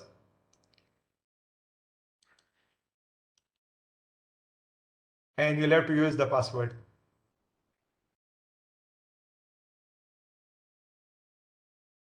Oh, you do like this. You search for this. You go to your home, right, and you search for this course, Technology Enable Learning, Enable Learning for New Academy. You copy this. You search for this in the home. Okay, copy this and you copy and paste and search for it in your home page. You go home and then you can search for the course over here. Search courses here. So I click here and search, and it takes me to that. You can try this approach, doctor. If the link does not work, you just go to the home, okay, and then you scroll down and you go for search courses and you register here. So it will take you here. Can you try, doctor? So I went to home and then I click on. Go to, scroll down and you'll see search courses. You can search for courses. It'll be on window. I don't know how it appears in your screen, but this is how it appears here on the desktop. And then you click here, you copy and paste it, and you will and you click go. So what was the course? Technology Enable Learning. Okay. Enable. You copy and paste from the chat window. You know why? Because the D is missing here. So if you type it enabled, it will not search. It looks exactly for that. So there's a typo in that. So you copy and paste from the yeah. Then you go to go. It should take you here. Do this.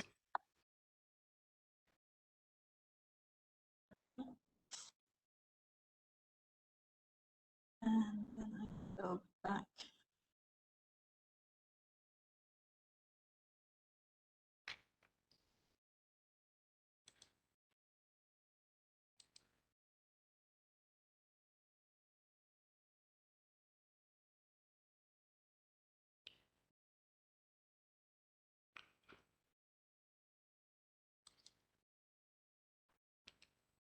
Should be okay, doctor. Any problem? Can access? Yes, so I just click go, right? Yeah, just access it. Okay. So we move on to the next part, which is the so we move on, right? So from users, this is where we get our users, and the users can actually be tracked in terms of their access. So if you are tracking your students for access participation, you can track, and we'll have analytics later. Now let's look at this course in terms of the groups. Those of you who have groups, who want to create groups, you click users and then you have groups. Now this system, right, is designed to make groups based on automatic auto creation. So you can auto create group, or you can create group based on the manual creation. So you can create groups. For example, I create auto create groups. It will ask me to name a group. So group at the rate of TEL, just call it. Number of groups I want, members per group. So I want to create 2 groups. Okay. And it will allocate members randomly and so on and so forth. So this one you don't have to change, and you submit. So what it does, it created 2 groups. So it created group 1 and group 2. This is purely random. Okay. Now if you want to add or remove users, all you do is click and you add or remove user and you assign them to new group. You can also create groups manually. So you can create a group, for example, TEL group, TEL, for example, e-PEMBELAJARAN group. And then you can create a group ID number. You just give it a number. This is not important. And you give a group description. So this group will do this and so on and so forth. And if you want a text for enrollment, you can give it a text. If no, not. This picture is optional. And then you just save changes. Okay. So you created a TEL group. Now in this group, for example, I can add or remove users. Add user. And then, for example, I add everyone to this group. 4, 5, 6, 7. Okay, and then I add. Okay, and I go back to groups. So now I created a group, so 3 groups. So this group has members added manually. So that's how you create the groups. Okay. So we'll see the registrations here. Okay, now it comes down to the profile, which I mentioned to you earlier. The profile page is something which you can access from here. So if you look at this top, the mast of this particular page, the masthead, you will see your name there, and you will see a view profile, and you have edit profile. Now you can view the profile here and you can edit it from here. Now this is your profile, so it contains, you can write here the brief description of yourself. Okay, tells about you. So this is what the student will actually observe or read about you when you teach the course. So you can teach, you can mention here what is your teaching philosophy, what research you do, what is your background. It's entirely up to you. And then I have a link here to the official teaching channel on YouTube. So this is my UMS teaching channel. So I click on the link, the student can go, and my channel will give you a description of what I teach and so on and so forth. So this is specifically for teaching and learning. It's not for sharing personal information. Okay. The rest of the parameters you can add, including the type of the subject, the keywords, etc. Okay. Now, when you want to modify this profile, you click here. You go to your masthead, your name, and you click on edit profile. Okay. In the edit profile, you cannot edit certain things such as your first name, etc. Okay. You cannot edit these because these are done by the system admin. The DSM, the Bhagyan Sumber Manusya, gives us the data and we just edit. So we can't modify it as well. Okay. Then you have your country, your data you add here. You can add a picture. You can add additional pictures, but it will only permit one profile picture and other stuff. There's a lot of things. So generally the interest you add as a tag. Okay. So if I add this technology enabled learning, all you do is you type in a word here. For example, you want to add,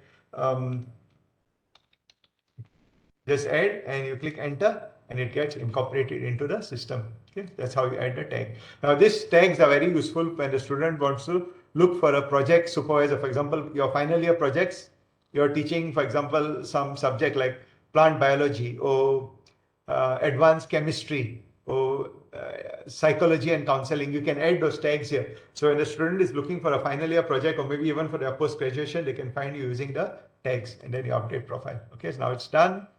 So your profile will be visible here. This is when we are learning blended learning in a formalized context, means when we teach blended learning, when we instruct lecturers, we always ask them to prepare the profile page first and then we go into the course page itself.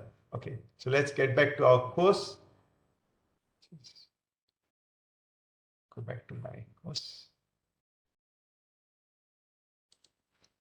Okay, so this is sometimes tricky because we need to search. Because there are too many courses, you need to search for it again. Okay, so this is the course itself. So now we have enrolled the users. We created our profile. We have enrolled the users. Now let's go to the next element, which was everyone was asking about is should we display everything at once or should we do it in stages? Okay, let me go to this button here. Okay, it's turn editing on. So it changes to from green to red. Now, please ensure that once you create or turn on the button, when you complete your process, you turn it off again. Because if you do not turn it off, it's going to be on and then it opens the door for like changes. Suppose somebody logs in, suppose your co-lecturer logs in and then they may delete it. So turn it off and then turn it on. So this is the button here. It will turn to green and red. So after we finish, we go it on. So this is something which you should remember. There's also a chat window here for chat, for the message bar, for offline messages, and you can chat. Okay, so let's go to the first part, which is creating the content itself. Now, based on what what the auditing system which we follow currently, we have a 1732. Okay, so the first thing which we add is the course synopsis. Then we add our teaching material. We add our assessment, and we also add interaction. So we have 1, 7, 3, and 2. Now the 1 is the course synopsis. So I will show you how to add that particular icon. Now, some lecturers prefer to teach by date, go by the temporal teach, which they follow the timeline. Some prefer by topic. So it's a good idea here to add your topic. So if I want to edit it, you click here, edit, and then you add topic 1.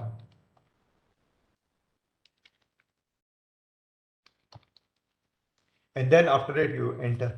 So now it's changed to topic 1. So if you decide to teach by topic, maintain it consistently throughout the 14 weeks.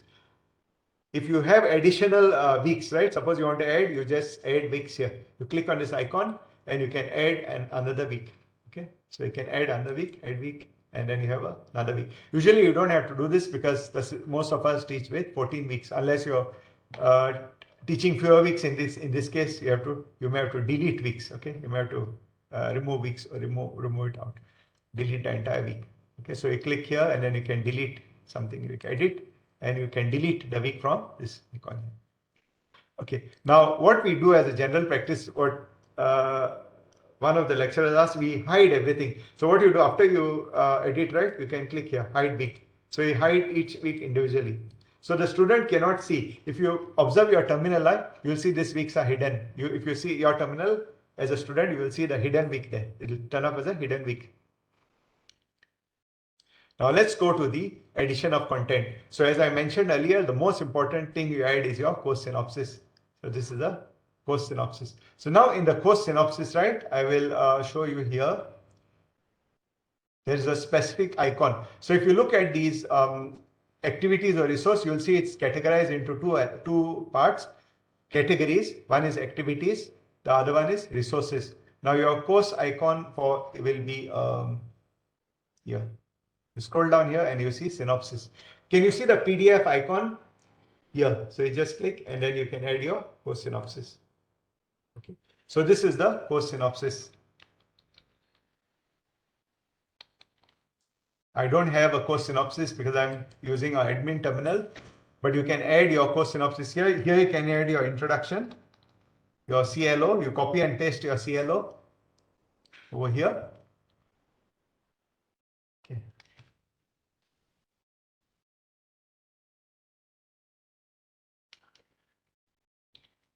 You have your introduction here. You can just copy and paste from your course synopsis and your display description on course page so that it appears on the first page. Now I'll just randomly select a PDF file from my collection here. Just add a folder. Click add file. This file. I just attach a file, random file. I will add a random file because I do not have anything here. Yeah. So, and I upload this file. Okay. Now, when you add any content to the system, right? The first time you do it is very difficult because you have to keep adding all the parameters and so on and so forth. Once you have created it, it's plug and play. You can back up and restore. If you're a existing lecturer at UMS who already did previously taught the previous semester, you will know how to back up and restore. If not, I will show you how to back up and restore your course. So once you teach the first year, and then in the second year, you want to teach the same course again, you just restore it back from the server or from your desktop. I will show you how it's done. So this is your content. Now there are certain settings which you need to modify here. I will go through them one by one. Okay, so let me show you this one. Okay, so the first is the name. You don't change. Description, you copy and paste the synopsis. You add a file here, a PDF file. So this is a PDF file, and then you show it on the course page. And then you can add a restriction. For example, the students earlier were not allowed to attend the first class without signing off on a document saying they received the course synopsis. We used to print it out earlier. When there was face-to-face class, we used to print out, there are 40 students, 40 copies, and we used to distribute it, and we used to obtain their signature as part of the course file. We need to maintain it, for our MP record. So you can add a restriction. I will show you how it's done later. So this is the reason for that button, but we can only add it with the first lecture. Okay, now there is one button which you need to select in order to enable analytics. So this is the one, show activity as complete when conditions are met. If you choose any of the other buttons, right, you will not be able to track student progress. And this will challenge you when you're doing online teaching and learning, because you will not know whether the students are accessing content, whether they are reviewing and so on. So you click here. So show activity as complete when conditions are met. Okay, so that's it. So once you set it, the student is being tracked. So you need to do this individually for every content which you add into the system. Okay, and the tag for this will be, for example, course synopsis. and the course code 1, 2, 3, 4. So every time a student searches in the home page, course synopsis 1, 2, 3, 4, it will take them here. So it's tagging is a very good method or good methodology for permitting students to search, because some students will be taking 4 courses or 6 courses per semester. If they want to find the course synopsis, they'll have to go through the course itself, open up that page, look for it. But if you have a hashtag or a tag here, they can search for it, or assignment 1 or assignment 2 for the course code. You can create your labels for that, tag for it. The competencies we don't track because these are managed by the OBE system. We don't want to overlap with OBE. Okay, you're all aware of OBE maybe, the outcome-based education system. So we don't overlap with that platform. We don't state competencies here. And then we save and display.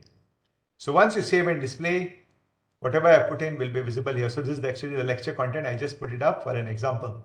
So you go up here and you can see the course synopsis over here. Okay. So I've just edited to the system just for your, for an example, it's just a PDF file because I don't have any other PDF files to add to that system. Okay. Now, for each lecture week, for example, you have topic 1, you can add your lecture notes. So you add an activity or resource. This I'm sure you're all familiar with. And this is actually the file, add, and then you have your file will be lecture 1. So I'm sharing the lecture note with you so you can use it as well in case you are teaching the same thing in the future. So this will be so you can give an introduction here and you can edit here, and your appearance will be automatic. This is actually related to the appearance. Embed means it will embed into the page itself, means the student can open it and view it on the first page. So I'm going to set up embed, and I have common module setting, but again here is student show as activity as complete when conditions are met. This is one thing which you need to do for each module or element which you add up, because otherwise you cannot track, as I mentioned, analytics. Now restrict access. Let's put a restrict access in it. Student cannot view this until they cannot attend the first lecture until they view the certain activity, which is the okay. So I have actually set up a restriction. So which means only when they complete the course synopsis, when they view the course synopsis, then they can proceed to my lecture. This is a very good restriction to set up, because sometimes students will come to your first lecture and they have not even read through the synopsis. They don't know what's in the synopsis. By right, we are supposed to explain the synopsis to them, but sometimes in an online setting, we explain, but we don't know whether they are attentive or not. So it's good to set up a restriction. So restrict access, they cannot view the first lecture until they complete the. So I'm going to add the thing. Okay, so cancel this and I'm going to save and display. Okay, now if you see, 1 minute, I will select a file. I'm going to add the same file here. Okay.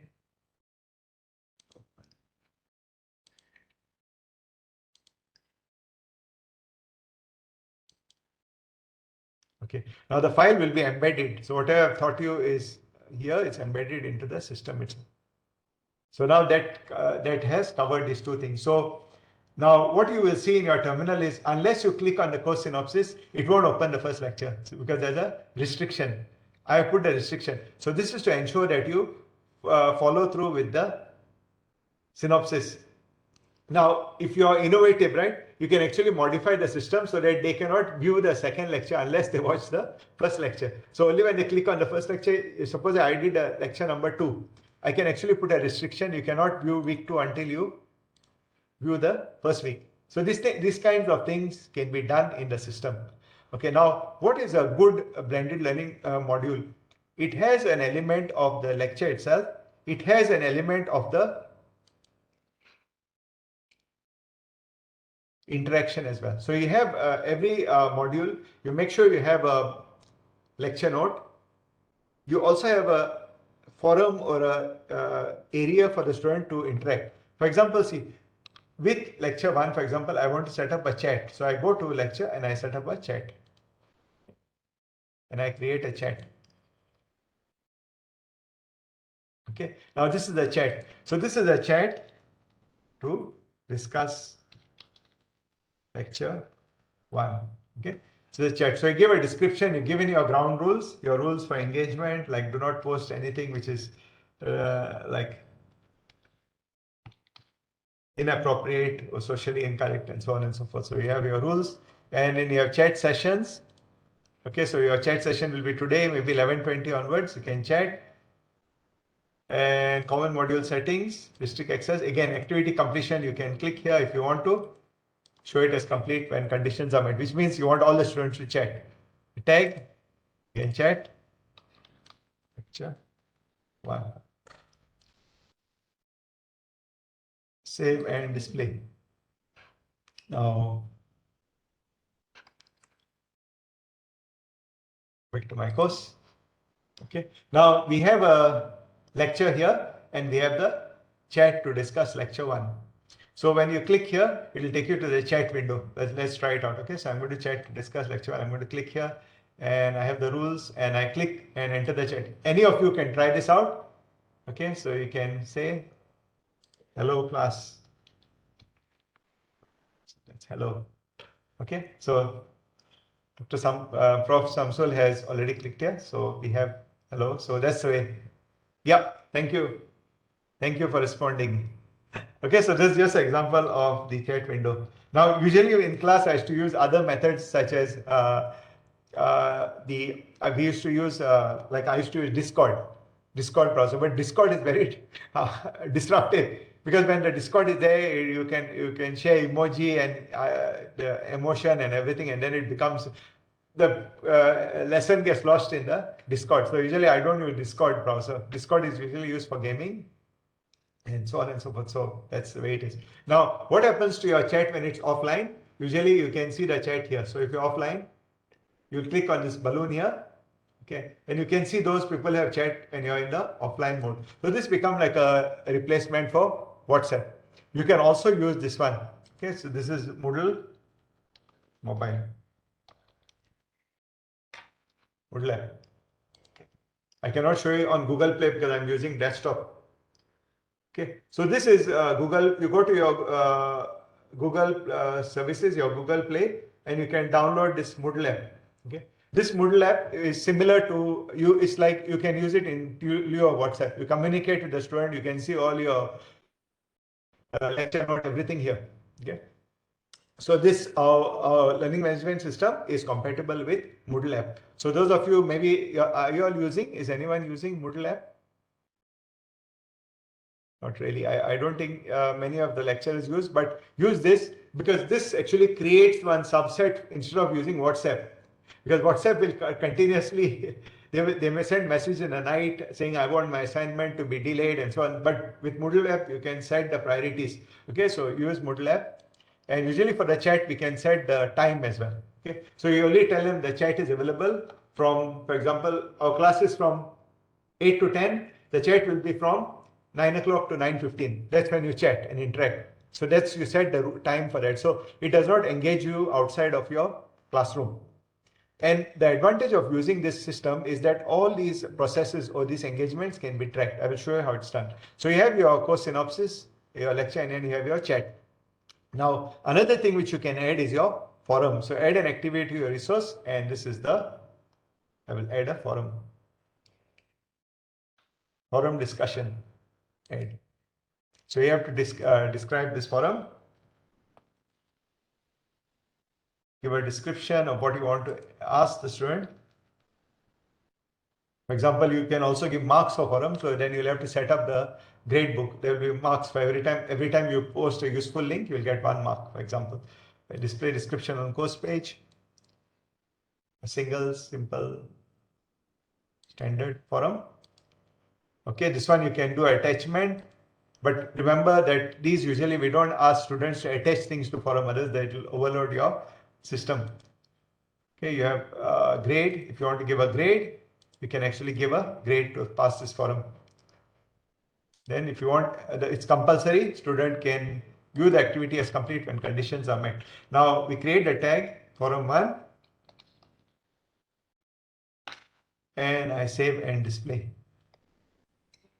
Okay, but once you create a forum, you have to add a discussion topic. Okay, so what is your opinion on the instructional design? Okay. Please discuss one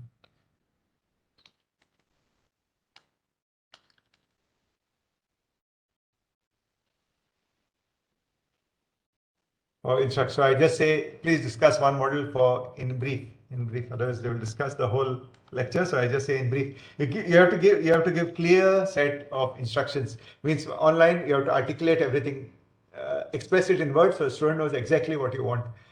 So you give your attachment. If there is anything you want to post here, you add.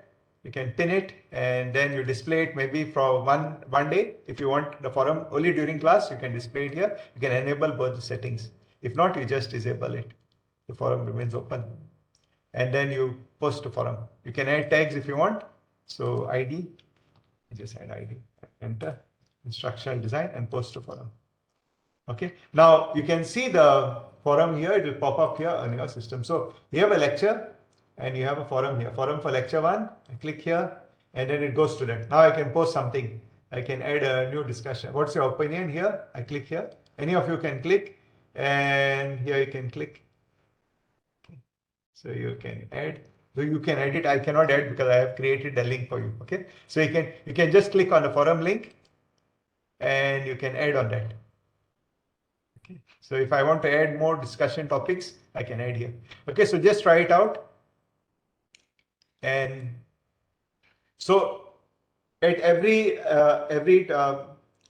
week for every module, please add one interaction. There's a reason why I'm telling you to add the interaction. Although we do a 1732 at this current point in time, which is the synopsis 7.3 and 2, right? We assess that in future, the IPTAs will move to 40-40-20 system. So in 40-40-20 system, interaction also is calculated. How much interaction takes place, how many users are using the system. So that will be part of our next process of evolution. So as a practice, make sure that you have an element of delivery and an element of activity or interaction. So this can be in the form of a chat, forum, it can be in the form of a quiz and so on and so forth. Okay, so this is how we do it. Okay, now we are in the course, right? Yeah, the time is around 11:30. I will show you how you can track interaction. So until this point, are there any questions or difficulties you want to inquire about or you want to comment before I move on to the next part? You can please turn on your microphone or chat window. I will monitor the chat. Anything you want to ask me? I'm checking the chat.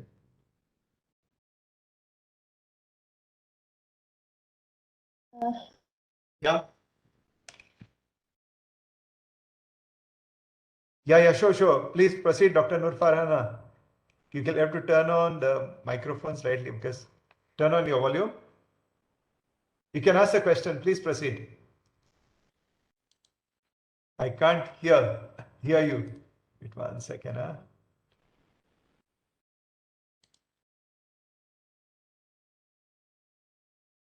Dr. Nur Farhana, you can ask your question or you can post in the chat. I cannot hear you now.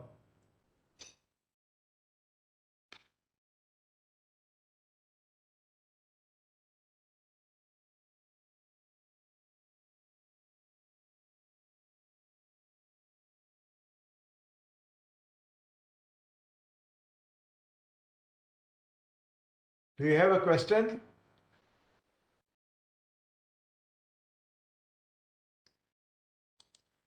I saw a hand raised, so that's why I asked you if you have a question.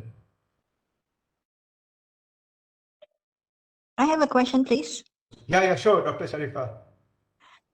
Yeah, I find if we put too many restrictions, it's a bit not like a university. It feels like kindergarten. Okay. Yeah, we can remove restrictions. But yeah. Okay. So I mean, but in UMS, I can understand we need to track like at least the attendance in case they're not doing well, right? But is there a way to indicate that they have accessed the lectures? I mean, without restricting, just I will show you that, Doctor, now. I will show Okay, you the great. next one. But thank you for raising that. Thank Actually, you. the restriction should not be added. As you said, university means they should be free to access any content at any time. But the thing is, when they are, okay, suppose we have students who don't perform, then usually we found out that that can be linked back to their activity in the system. The grades and the activity have a correlation based on most of the lecturers. So those who are not active in the system, we can track. I will show you that how it's done. So in order to track the activity, right, I want all of you to click on the link, any link. You click on the lecture one, just click. All the participants, I want you to click on the link, but then only I can enable analytics. I will show you how to enable analytics in the next thing. Okay, so I turn editing off. To answer Dr. Sharifa's question, I will show you how to do analytics. Okay, so let's look at analytics. So I'll close this and I'll show you analytics. Okay, now if you look at your page, right? If you look at your page, your course page, I'm using an administrator block, so I will see something which you cannot see, but all of you will be able to see the administration block on your respective systems. Now for this course which you are teaching now, maybe you cannot see the analytics because you are a student. But for your own course, you can find the analytics. Let's see how you show it. I show you how to find the analytics. Now, if you want to track the system itself, you can click here on reports. Okay, I'll just zoom on it. 1 second. So look at the administration block and you'll see something known as a report. Actually, the system has lots of features which I cannot cover in a short training. I will do an extended face-to-face training for you in due course, because probably after the exams are over, I want to conduct a face-to-face training for you all during the semester break, because we have a large semester break. I need to teach you multiple things, such as the gradebook setup and the rubrics, which I cannot cover today. I can just briefly show you, but in order to teach you, I have to cover up those elements. But let's look at the element which you have inquired about, which is the analytics. So there's an icon here or a tab for reports. And in this one, you can actually track a lot of reports. Okay, for example, if a student says, you do an online midterm, the student says, oh, I could not access or I could not upload my file. You actually have a log of that activity. Okay, so you can click on the logs or live logs. So I'll show you the log. So this is the log file. It tells you everything about all the participants and all the activities. So I can see at any given time who has accessed the system, from which IP address. Actually, the IP address is very important. I show you, I zoom out. This IP address is very important, especially when you're conducting online exam. Sometimes if you find that two students shared the same IP address, it means that they are using the same terminal or they have cloned the terminal. Okay, so this IP address is important when you're doing online assessment. Okay, this is the IP address. So you can track the origin of the server and so on and so forth from that IP address. Okay, but let's look at the analytics itself. So I go back to the reports. Go back, I zoom back. Okay, I go back to reports here. And in that, I see something known as analytics graph. Now, in today's world, right, which is connected and so on and so forth, analytics is very important for everything, right? From the people who manufacture cars to the people who the Grab system or the online, even your McDonald's and KFC, they use analytics to track and predict trends. Okay. The reason why we use analytics in technology-enabled learning is purely to predict trends, learning trends, and to identify weaknesses in the system. Okay. So you go to the analytics graphs and you can look at the number of active students. Let me show you this. Now, at any given point in time, okay, this is a live graph. It takes time to load. Okay, I can see who is active at 11 o'clock. Okay. So I can see that 12 users are active at 11 o'clock. At 10 o'clock, 6 users were active. So this means that around 10 o'clock somewhere we opened up the link, right? At 11 o'clock, 12 users have interacted with the system. So it shows you, for example, this is showing you the number of clicks. So there are 169 clicks, which include my clicks as well, but it shows you. Now this report can actually be downloaded. For example, if you want to do at the end of your entire course, 14 weeks, you can type, for example, 14 weeks about 7, 12, 84, 90 days. You type 90 days and you can get a 90-day output. Now we have just done 1 hour, so we just do it on 7 days. Okay, that's the minimum. So you can actually apply this and you can get the data out of the system. Now, you can download this data and you can edit your course file. But what's more interesting, it's not about recording the data, it's actually monitoring the process of your course. So, okay, let's look at the content access. Okay, so I want to see who accessed the file. Okay, and who accessed, okay, just one. And I build graph. It takes time because this is running in the server, but eventually it'll show you. Okay, it shows you there were 3 students. Okay, in this particular class who clicked on that link for file, and then 10 who did not click. Now suppose you click at this given point in time, it will again modify the system. So it's basically doing this. It'll refresh. So if you refresh, so if you click, it will change. So all of you can try. You just try and click on that, and you click on any link, and I'll show you. So you can actually track a lot of data, a lot of events from this. Okay, so you look at the hits distribution. Okay, so it shows you again who have accessed the course. For example, if I see, you can see everyone's access and the graphic associated with that.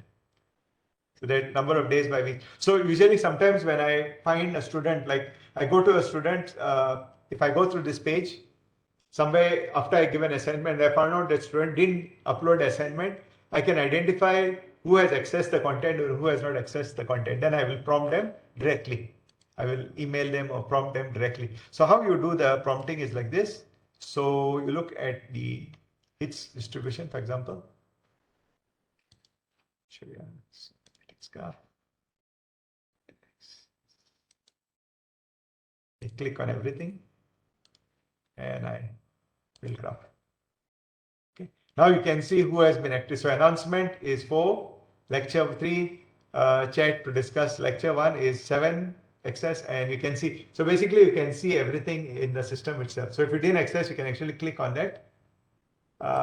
And I can click here and I can email the so please access this section, for example. So this is just, you will receive a random email in your, it will take time, but you'll receive an email. Just ignore it, but it's just, I'm just showing you how it's done. If you have Moodle Mobile, you will receive it as a prompt. Just as you receive a WhatsApp, you'll receive a prompt saying, please access the email. So when you click on this and click on send email, it will actually process that. It takes time and it says it's queuing in the server and so on and so forth. And then, okay. So it's sending out the message via the server. So it goes into your UMS mail. If the student has the UMS mail, I mean the student mail, it will go into the student mail. It won't go into personal mail.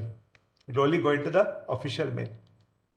So this is how you use analytics to determine or track user activity. Is that clear, doctor? Does that answer your question? Yes, Okay, thank you very much. Rather than putting restriction, maybe better to have access just for evidence in case it's needed. Thank you. Yeah, Dr. Sharifa, have you been using the analytics feature before, prior to this? No. Okay. So use it. You know, there is a reason. Okay, I will tell you this officially for the record, right? So in the UMS system, right, please, as a lecturer, we have certain responsibility to the student, and the student has certain responsibility towards the university as such. So we have to be very careful about what content we post there. For example, the student may say, for example, this was not clear to me. They can actually email your program coordinator. So to protect yourself, right? This is why we keep the record. Of course, we are keeping it for analytics, but you also take care of yourself as a lecturer. Okay, protect yourself by maintaining the proper documentation, because this documentation has to be maintained for a certain number of years based on your respective programs. I think it's 3 years, if I'm not 3 to 5 years. So you need to document this information and keep it. Documentation does not necessarily mean keeping a printed copy. It means also you can archive the information online. Okay, so that's the way it's all these features, all these documentation is very important. In case somebody says, somebody may say, or the student's parents may say, or the student may say, oh, this was not done according to this. Then you have the evidence. Okay, that's important. So please take care of yourself as well as a staff member. Okay, so that's about the. Thank you for the information. Yeah, that's why I'm trying to protect you all, because based on experience with system, right? We know what happens in the system. So things like this, like for example, don't unenroll yourself. This one you need to clarify to the student earlier, because last time it became an issue when a student unenrolled from the course. We don't know intentional or unintentional, because of course it cannot be unintentional, because the system will prompt you. It will tell you, are you sure you want to enroll, before you unenroll. So this student unenrolled. Later on, they went and complained. They said the lecturer did not grade me. Then the system shows he is unenrolled. But the lecturer has to fill in a huge set of, give the evidence and all, and so on and so forth. So as a ground rule, make sure that you disable that switch. One of the key take home is that. Okay, so let's look at the assignment itself and how you do an assignment. So you turn editing on again. So let's see, for example, in week 2, I want to add an assignment. So I add an assignment here. Okay. So with regard to this assignment and content, right, which we are uploading in the next module, which is next week, I'm going to inform you regarding a very important point related to the copyrights and open licensing. I won't cover it now, but I will raise it up in the next session. Because in this system, right, we cannot, for example, assignment.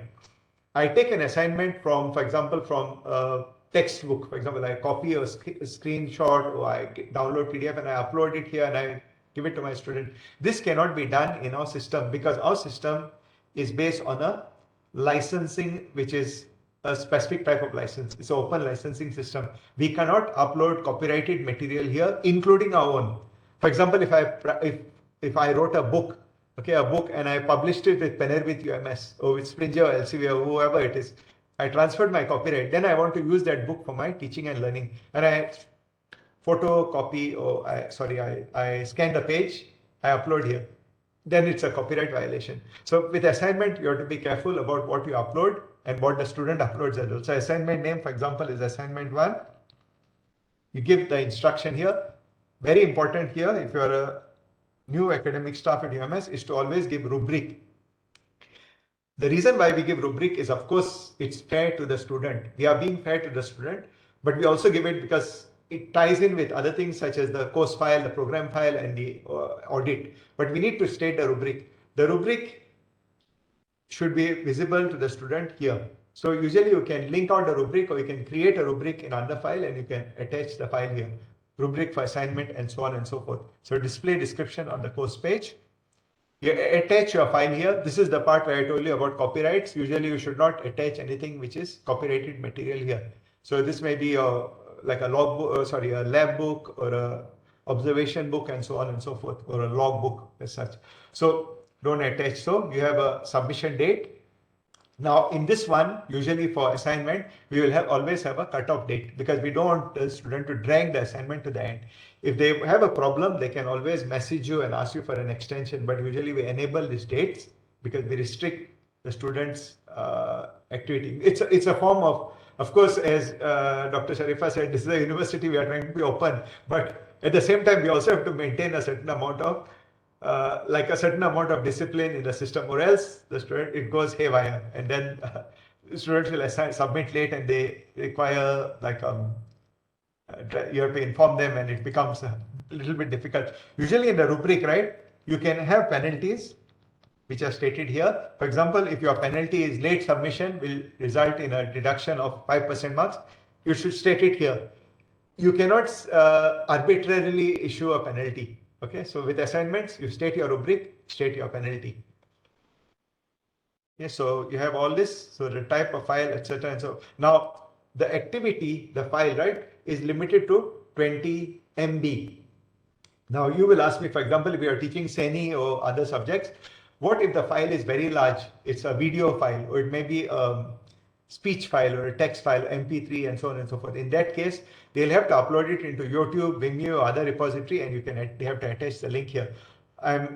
We cannot exceed this 20 MB limit, because we have about 14,000 accounts, staff, students, etc. in the server, and if we increase this, we'll actually use up a few TB. Okay, so our storage capacity is limited, so we have limited this to 20 MB. I'm sorry about that, but we cannot raise it up because of operational reason, because it will overload our servers. Okay, so you have different types of submission setting. Okay, and there is one known as group submission setting. Now, group submission setting is only given or set when you do group assignment, not for individual assignment. What a group submission setting will do, it will only allow one student to submit. Okay, so when you select this prompt, submit in group, yes, okay, only one person will be able to submit. So for example, if you have 5 group members, one submitted, it will block the others. So that's for the group submission. So for this one, I'm not going to show it. It's a additional setting. So you have no yes, then it will all the other ones come in. So no notification. Yes should be yes, and yes. So you should always notify grader about submission, because sometimes the student will submit, you won't get a submission. And you have grade, and we have a point grade. Okay. Now this grade book setting, right? I have to show you in a separate training, because it will take about 30 minutes to teach you how to set up grade book. This grade book is very useful, because if you set up grade book once, when you do your marks endorsement meeting in your faculty, you don't have to again prepare an Excel worksheet. This will actually generate a Excel worksheet for you based on the grade points which you set in the system. So activity completion is always show activity as complete once conditions are met. So this will be assignment 1 individual. I just say save and display. So now you have assignment. Some of you all can try this. You just click on assignment 1 and you upload a PDF blank page just for trial. I'll show you what you see. So just upload a blank PDF page. Just upload it here. Usually you can upload even Word file, but if you upload Word file, the format will change. So I suggest to you, please upload a blank page. Okay, if those of you who want to try it out, I will show you how you mark the assignment. Those of you who have experience obviously know how it's done, but if you are new, I would suggest you upload a blank page. I'll show you how I mark on your assignment. Okay, so that's the assignment part. So you have your course and you continue. So you have lectures and so on and so forth. Now, let's look. I will open a YouTube. Okay. See if I'm logged in or not. Okay. So.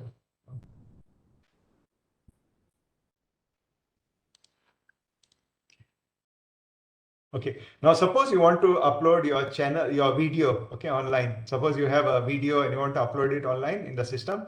Let's see how you upload the video and embed it into the system. For example, if I have lecture, I will just upload a simple lecture. So this is the YouTube channel. So usually when we create content at UMS, we upload it into the UMS YouTube channel. So this will be accessed by, it's open, it's a public access. I never keep it open. So now it shows you the analytics in your channel itself. You can check your analytics, who is watching. But usually when you give a lecture, right, when you embed a lecture into the Smartv3, you can actually track students accessing your lecture using the analytics feature here. So these requires, so it shows you data regarding your channel, etc., etc. Okay, this I can next lecture I will show you how to, in content creation, how to leverage the YouTube analytics to facilitate your teaching and learning. But for now, I just show you how to create a channel. So I have here, so I go to my content.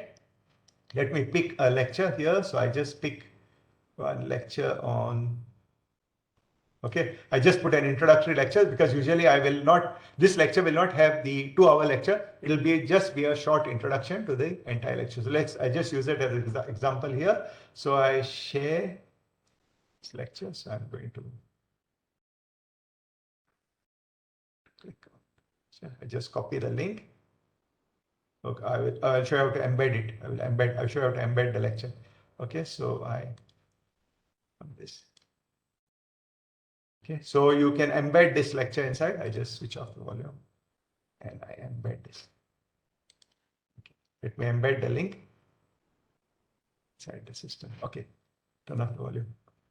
So it does play. Okay, now when you want to embed the lecture inside your system, you have to actually, you can, our system allows embedding of lecture. It's easier to do. So you click on share. Okay. And then you go to this embed in YouTube. Okay, I'm sure all of you are familiar with it, because most of us use social media. So you just copy the embed code. If you want your lecture, for example, you created a 1 hour video and you only want them to watch from minute 20 to minute 25, you can do that as well by selecting at this button here. Okay, so that's the one. Okay, you copy the embed code. Okay, just I copy the embed code. And then I go back to my window. Now in this window, I can add my lecture as such. Okay, so I will show you here how we edit. You add an activity or resource, and you can add the embed either as a page or any other of the fields. So I'm going to just select for now for page, add, and I add. So this is the video introduction. So this you give your video intro here. So you just mention something, but you can activate the embed code here. So if you want the video to be displayed in the first page, okay, you click here. You go to this button here, which shows the keyboard. It's right here. Okay. And then you go to the embed, the greater than equal to sign here. Okay. Now I put a video here and I just copy and paste the embed code here. Okay. This is the embed code for the YouTube video. And usually I'll have to do it twice because it will require, this is the way the system is set up. So you click here, greater than equal to sign, and your embed is here. Okay. So you have other things, you say appearance, etc. So if you don't want to, if you want to track the student, you can say, okay, save and display. Okay. Now what will happen is that the video lesson will be embedded in the content. So this is another content. So if you add for example, 3 lecture notes and 4 videos, you actually have 7 content, which is what the system requires. So the video will play in the system. Now the reason why we embed is because of the students viewing the video. Now when a student views the video in a desktop, it's okay, or laptop, but when they are viewing it on a mobile phone, they may have to click again and again on the link. If it's embedded, they see everything in one page. So those of you who are from IT may know this, but you don't have to keep clicking and going back and forth. So it's embedded, it's already incorporated into the page. So that is the embedding system. Okay, now the video is embedded in the system so that they can view and access the system, the tool. I just turn this off and I turn this off. Okay, so that's how you embed the video. Do you have any question about embedding?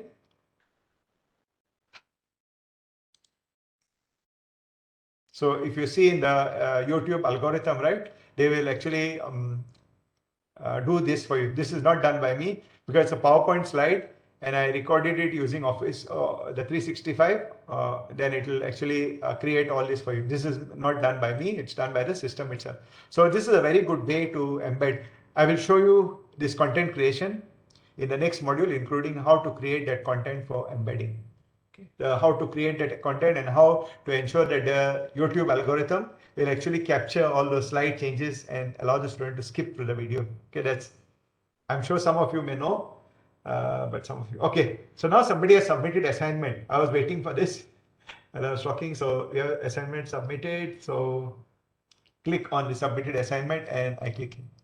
Okay, now I can see who has submitted the assignment here. Okay, now with regard to the submission of assignment, if you submit the assignment as a file other than PDF, for example, some student may submit as a Word or PowerPoint, the system will convert it to PDF, but the formatting may be lost. So it's better the student convert to PDF and submit, especially when you have mathematical formula, chemistry formula, and so on. Then the integration, differentiation will all go haywire. All your statistical notations will be lost. So better ask the student to convert to PDF. Okay, now suppose I go to this one, Dr. Mohammed Hairul. Let me click on this.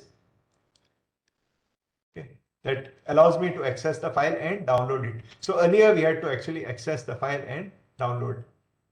Okay, so. Okay, file here, file here, file here. Okay. Just wait. Now you go back to the main page, for example here, and you go back to assignments. Okay. And now you just click here on view if you want to view all the submission, but if you're ready to grade, what I did now was view. Click on grade. When you click on grade, by default, it will start showing everything in the order in which it's uploaded. Okay, so you click here. For example, this is the grade, and then I put here. I can mark on this directly. For example, you can mark on this, highlight certain things. You can put a stamp. Okay, you have various options here, and then you can write on it directly, and then you can comment. Please improve section 1, for example. You just put, and then you give grade out of 100. Now, assignments are very interesting when they are done online. Usually, the system asks you for 2 assignments, but what some lecturers will do, some practice this way, because assignment is formative. The student will be given the first assignment as the initial assignment. So they give you give them the first assignment. For example, write a report on so and so. Then in that first assignment, you don't give marks. You don't have a grade for that. You ask them to improve. You comment on the assignment. You ask them to improve, just as a reviewer does for a manuscript. You ask them to improve, and then you submit as assignment 2. In assignment 2, you give marks based on the comments from assignment 1. Now, this approach is adopted by many lecturers who prefer to give one focused assignment. The biggest complaint which we have from students is because the time required for assignment. So they have 5 courses they are taking in one semester. Then they'll have 2 assignments per course, or sometimes 3 assignments per course. That is actually creating cognitive overload. It's actually a violation of our table 4.2 SLT, student learning time. So as a principle, we don't overload the student. So generally, one assignment based on the subject. For example, a video assignment may require a lot of time. If you're doing CENI, the creative arts, you may have to give a video assignment. That will, of course, require a lot of time because videography, editing, and so on and so forth. So usually you give the first assignment to get the student involved. Second one, you ask them to improve, and then you give marks. So this is how we give the grade. So example, in this, you give 90 out of 100. Please improve section 1, in this case, and submit as assignment 2. Yes. 2. Okay, assignment 2, sorry. 2. Sorry. So I save changes. Okay, and it moves on to the next one. So it moves on. So I click here, change user, and I move on to the next user.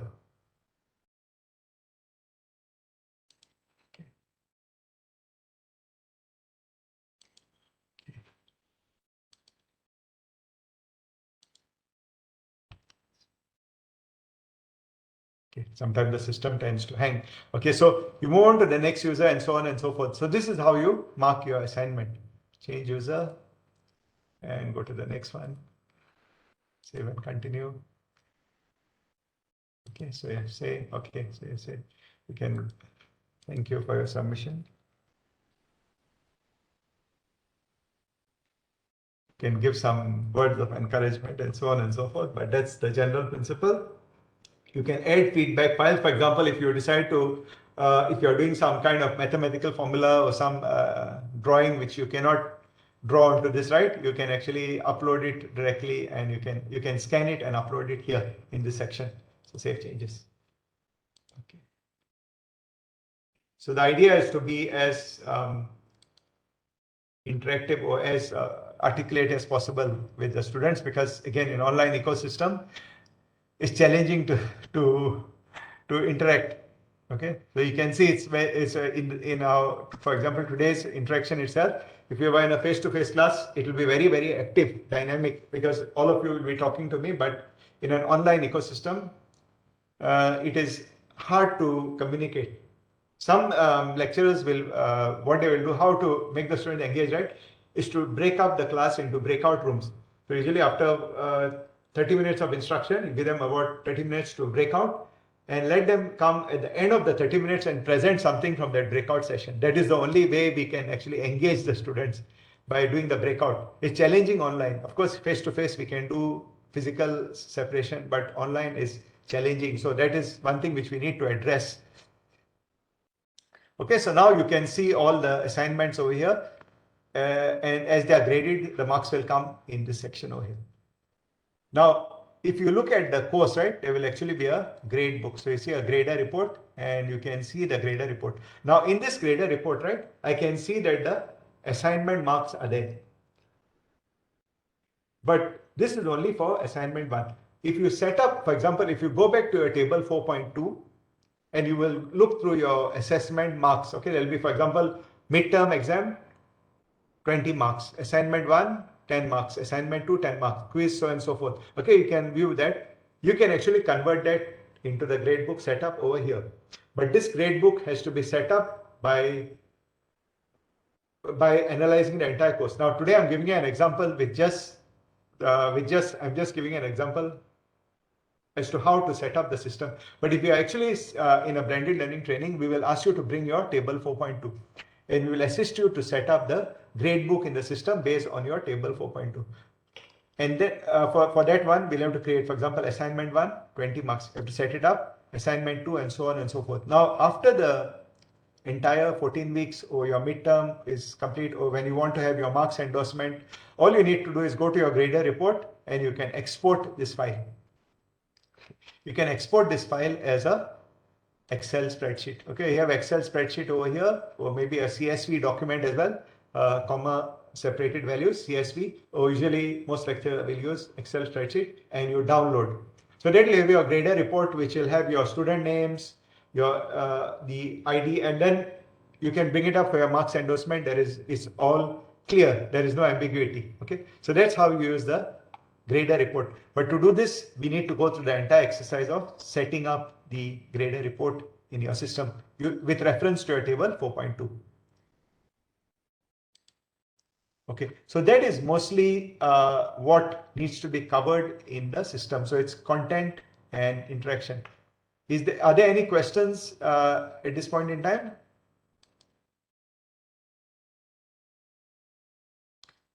Anything you want to ask about the system, because there may be some things which are not clear or which I have not explained properly.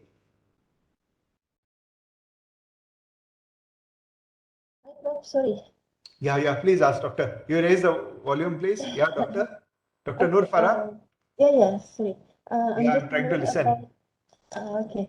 I'm wondering about the left panel. I think I missed out the part where to click on it. Actually, for the administrations and navigation panels. Yeah. Where can I click it in order for the part about the administration, about the user? Yes, that section. Okay, user.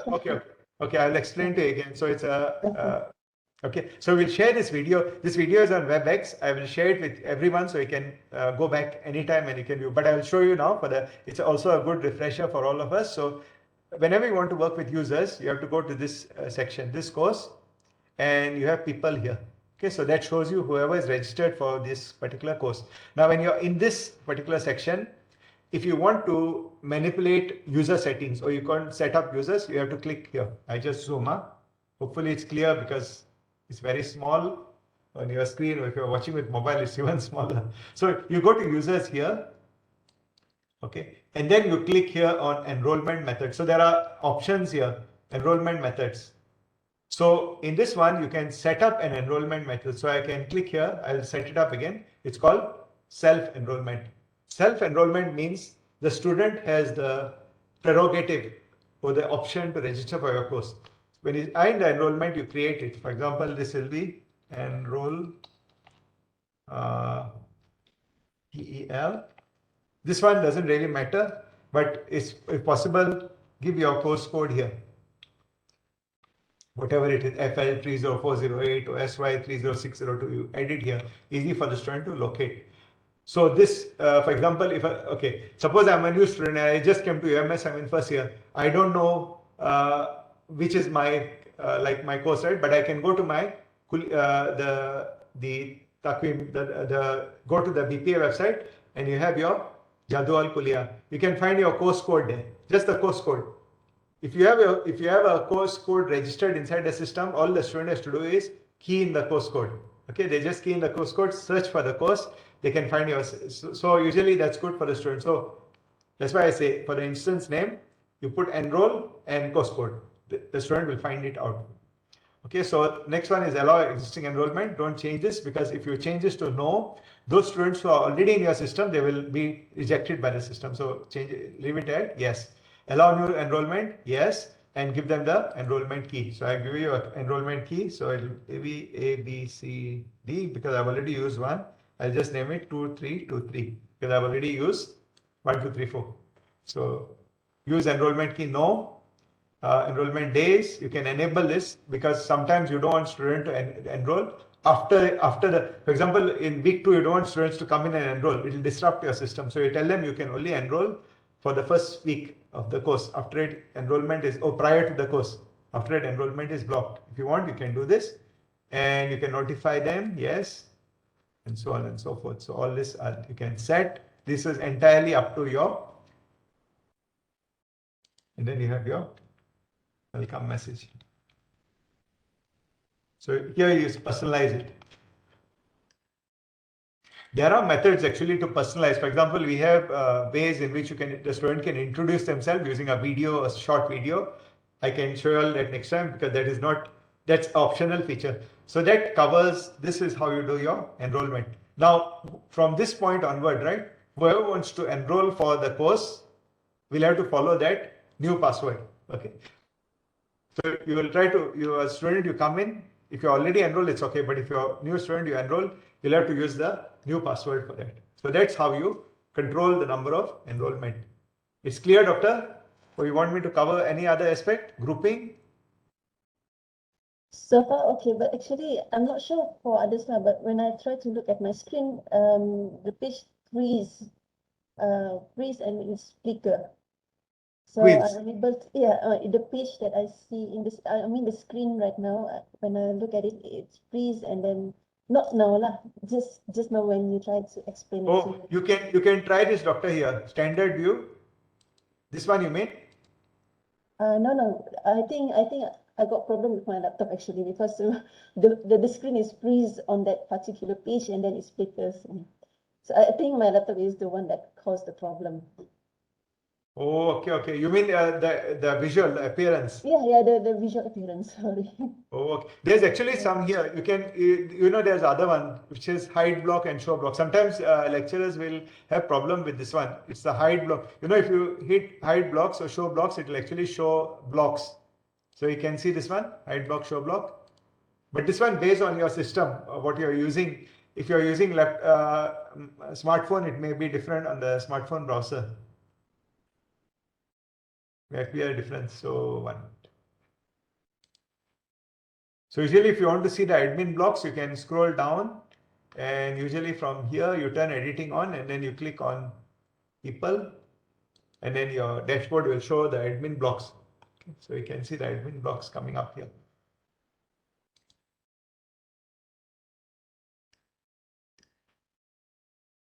Okay. So let's again pull up the analytics. I just pull up analytics feature again one more time to show you what's happening in the course. What's happening? So you go down to the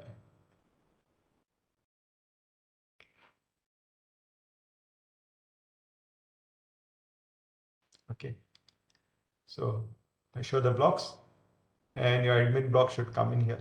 Okay. So if you cannot see this block, right, all you do is scroll up here and you click on hide block, show block. Okay, show block means that then you can see the admin block. Otherwise, you will not be able to see this block over here. Okay, I can see this block. This is related to the administrative system, but you should be able to see these blocks, administration blocks. Hopefully, you all can in your respective courses. You may not see it for this particular training which I'm doing because in this one you are the student, but if you're in the system, you can see your respective courses.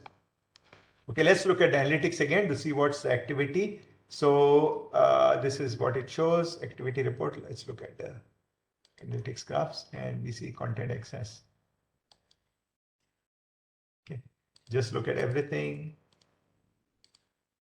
and see.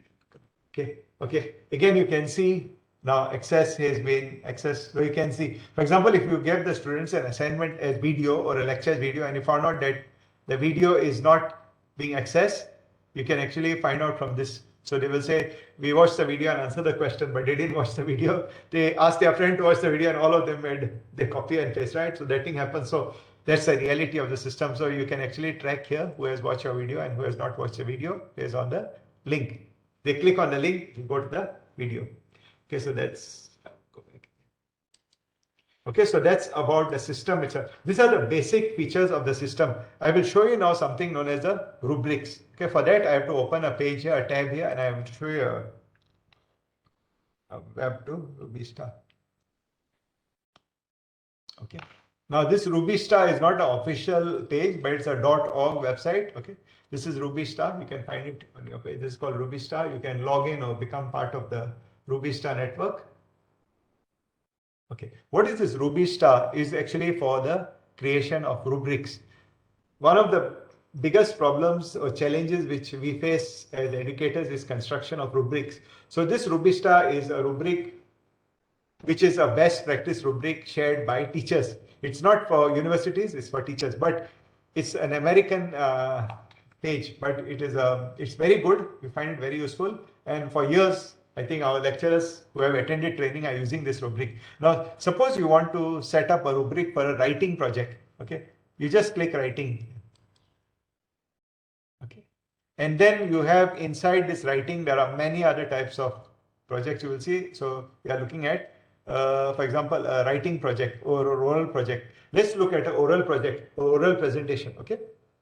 So in this oral presentation, we look at a oral presentation rubric.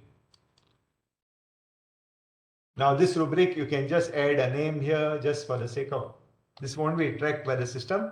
You just add a name and just give it a name. This is for your record because you're going to download the rubric. Okay, I think you can just add 99999 because that is the instruction set. So if you're an international visitor, you have to type 99999 as a zip code, or else the system will not prepare a rubric for you. Okay, so it's a temporary rubric, yes. Now this Rubista will give you the rubric. Okay. Now for a typical oral presentation, these are the parameters which will be there. So please choose. Okay, the first one is your, for example, see vocabulary. Okay, so it gives you a vocabulary rubric with 4 marks and 1 mark. For example, if I want to give 10 marks for this, then 8 marks for this, 4 marks for this, and 2 marks for this, for example, C. So you have a vocabulary rubric. So you have uses vocabulary appropriately for audience, extends the audience. So you can see the description. You can also modify this. For example, if you use this complex words. Okay, so the next one you can choose is, for example, the content. Okay, again, you have a content rubric. Then you have, for example, the posture and eye contact. Okay, stands up straight. You can choose speaks clearly. Okay. So there's a definition for speaks clearly as well. Time limit. Okay, and you can keep choosing as many as you want. Enthusiasm. Okay, am I speaking enthusiastically or am I just looking at the camera and reading the slide? That's enthusiasm. Of course, it changes in the online context because, okay, suppose you are using a student online, they won't use articulation of their hands. They won't move their hands around. So this is the thing which you need to adjust for online. So this is actually rubric for face-to-face. Okay, now you set up all your parameters for that rubric. Okay, you're done with it, and then you click submit and preview your rubric. Now, this is how your rubric looks like. This is my rubric here, and I want to print, so I download. If you make it available online, others people can see our rubric. So I just click download my rubric, so I download an Excel spreadsheet. Let it download my rubric. Just download. Okay, I won't open the Excel worksheet in my system because I'm afraid the system may hang, but you can try it out and you can get it done. So print your rubric. Let's see how it looks like. Okay, so can you see this? I hope you can see. Yeah. So this is how the rubric will look like. Okay.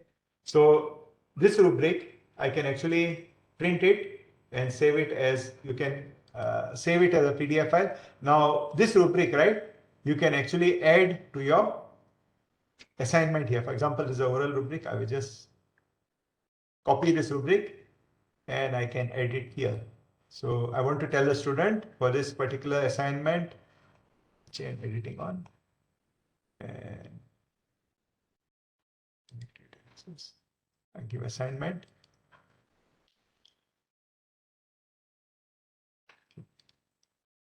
And this assignment will be called oral presentation.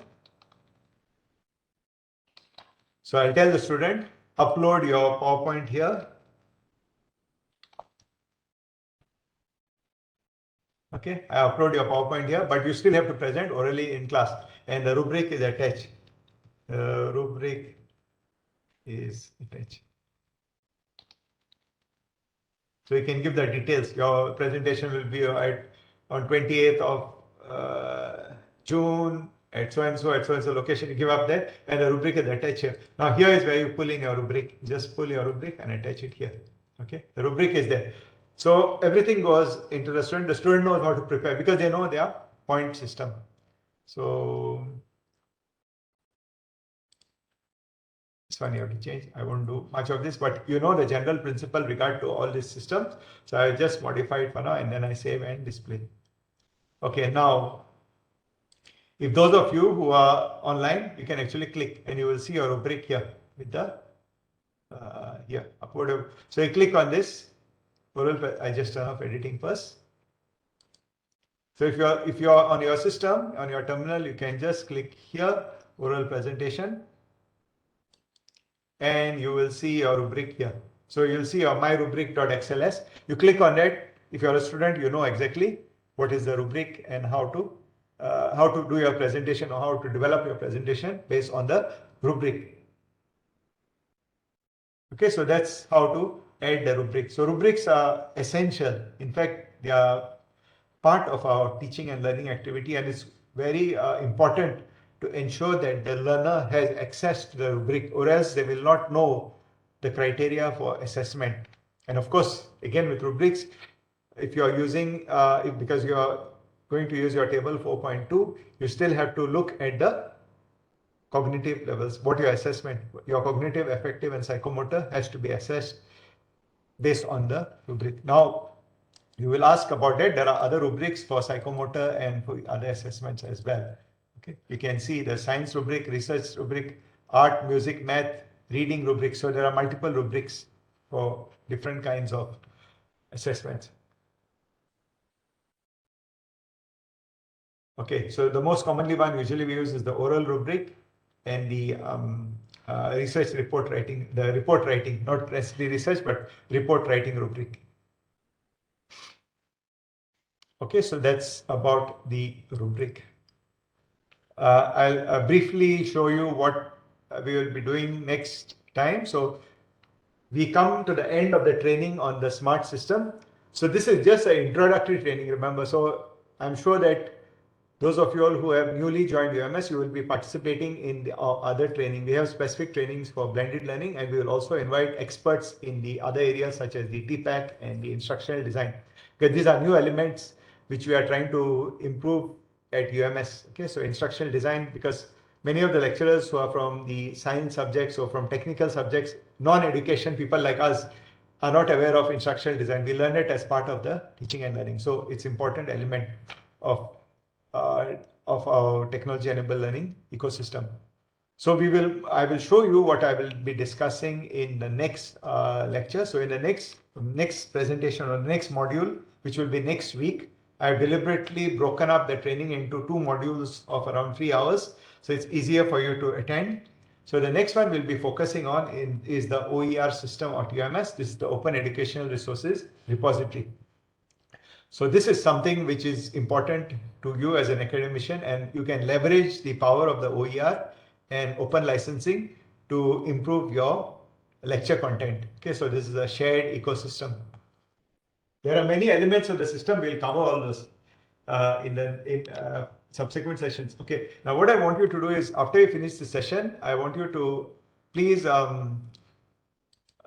make a list of points which you want to discuss or ask or query in the next session. Any difficulties, any system issues, or even technical issues related to the system, we have our technical staff here who will assist with that. Okay, so please turn it on. Please keep me informed, or let me know next time. Okay, can we have a picture session? Can we just have a picture for the record? Not for my record, it's for the Bhagyan Sumbar Malaysia. VSM needs a record. Okay, so I just keep picture, photograph of the sessions. I'm using 2 terminals. Okay, thank you. Thank you. Dr. Kenneth, can Yeah, just yeah. one, just Yeah, for a yeah. second, Dr. Kenneth. Sorry? I can't Before hear. taking picture, yeah, before taking picture, can you just show my course just for example? Is that Your okay? course? Yeah, Okay, that's Smart V3. I need to have the course code actually, course code. Yeah. I will put in the chat. Yeah, sure. You can share. Okay. Prof. Kamruddin will share his course because he's an expert in the model instructional design. Okay. You can share it or you want to share it? Okay. Thank you. Terima kasih.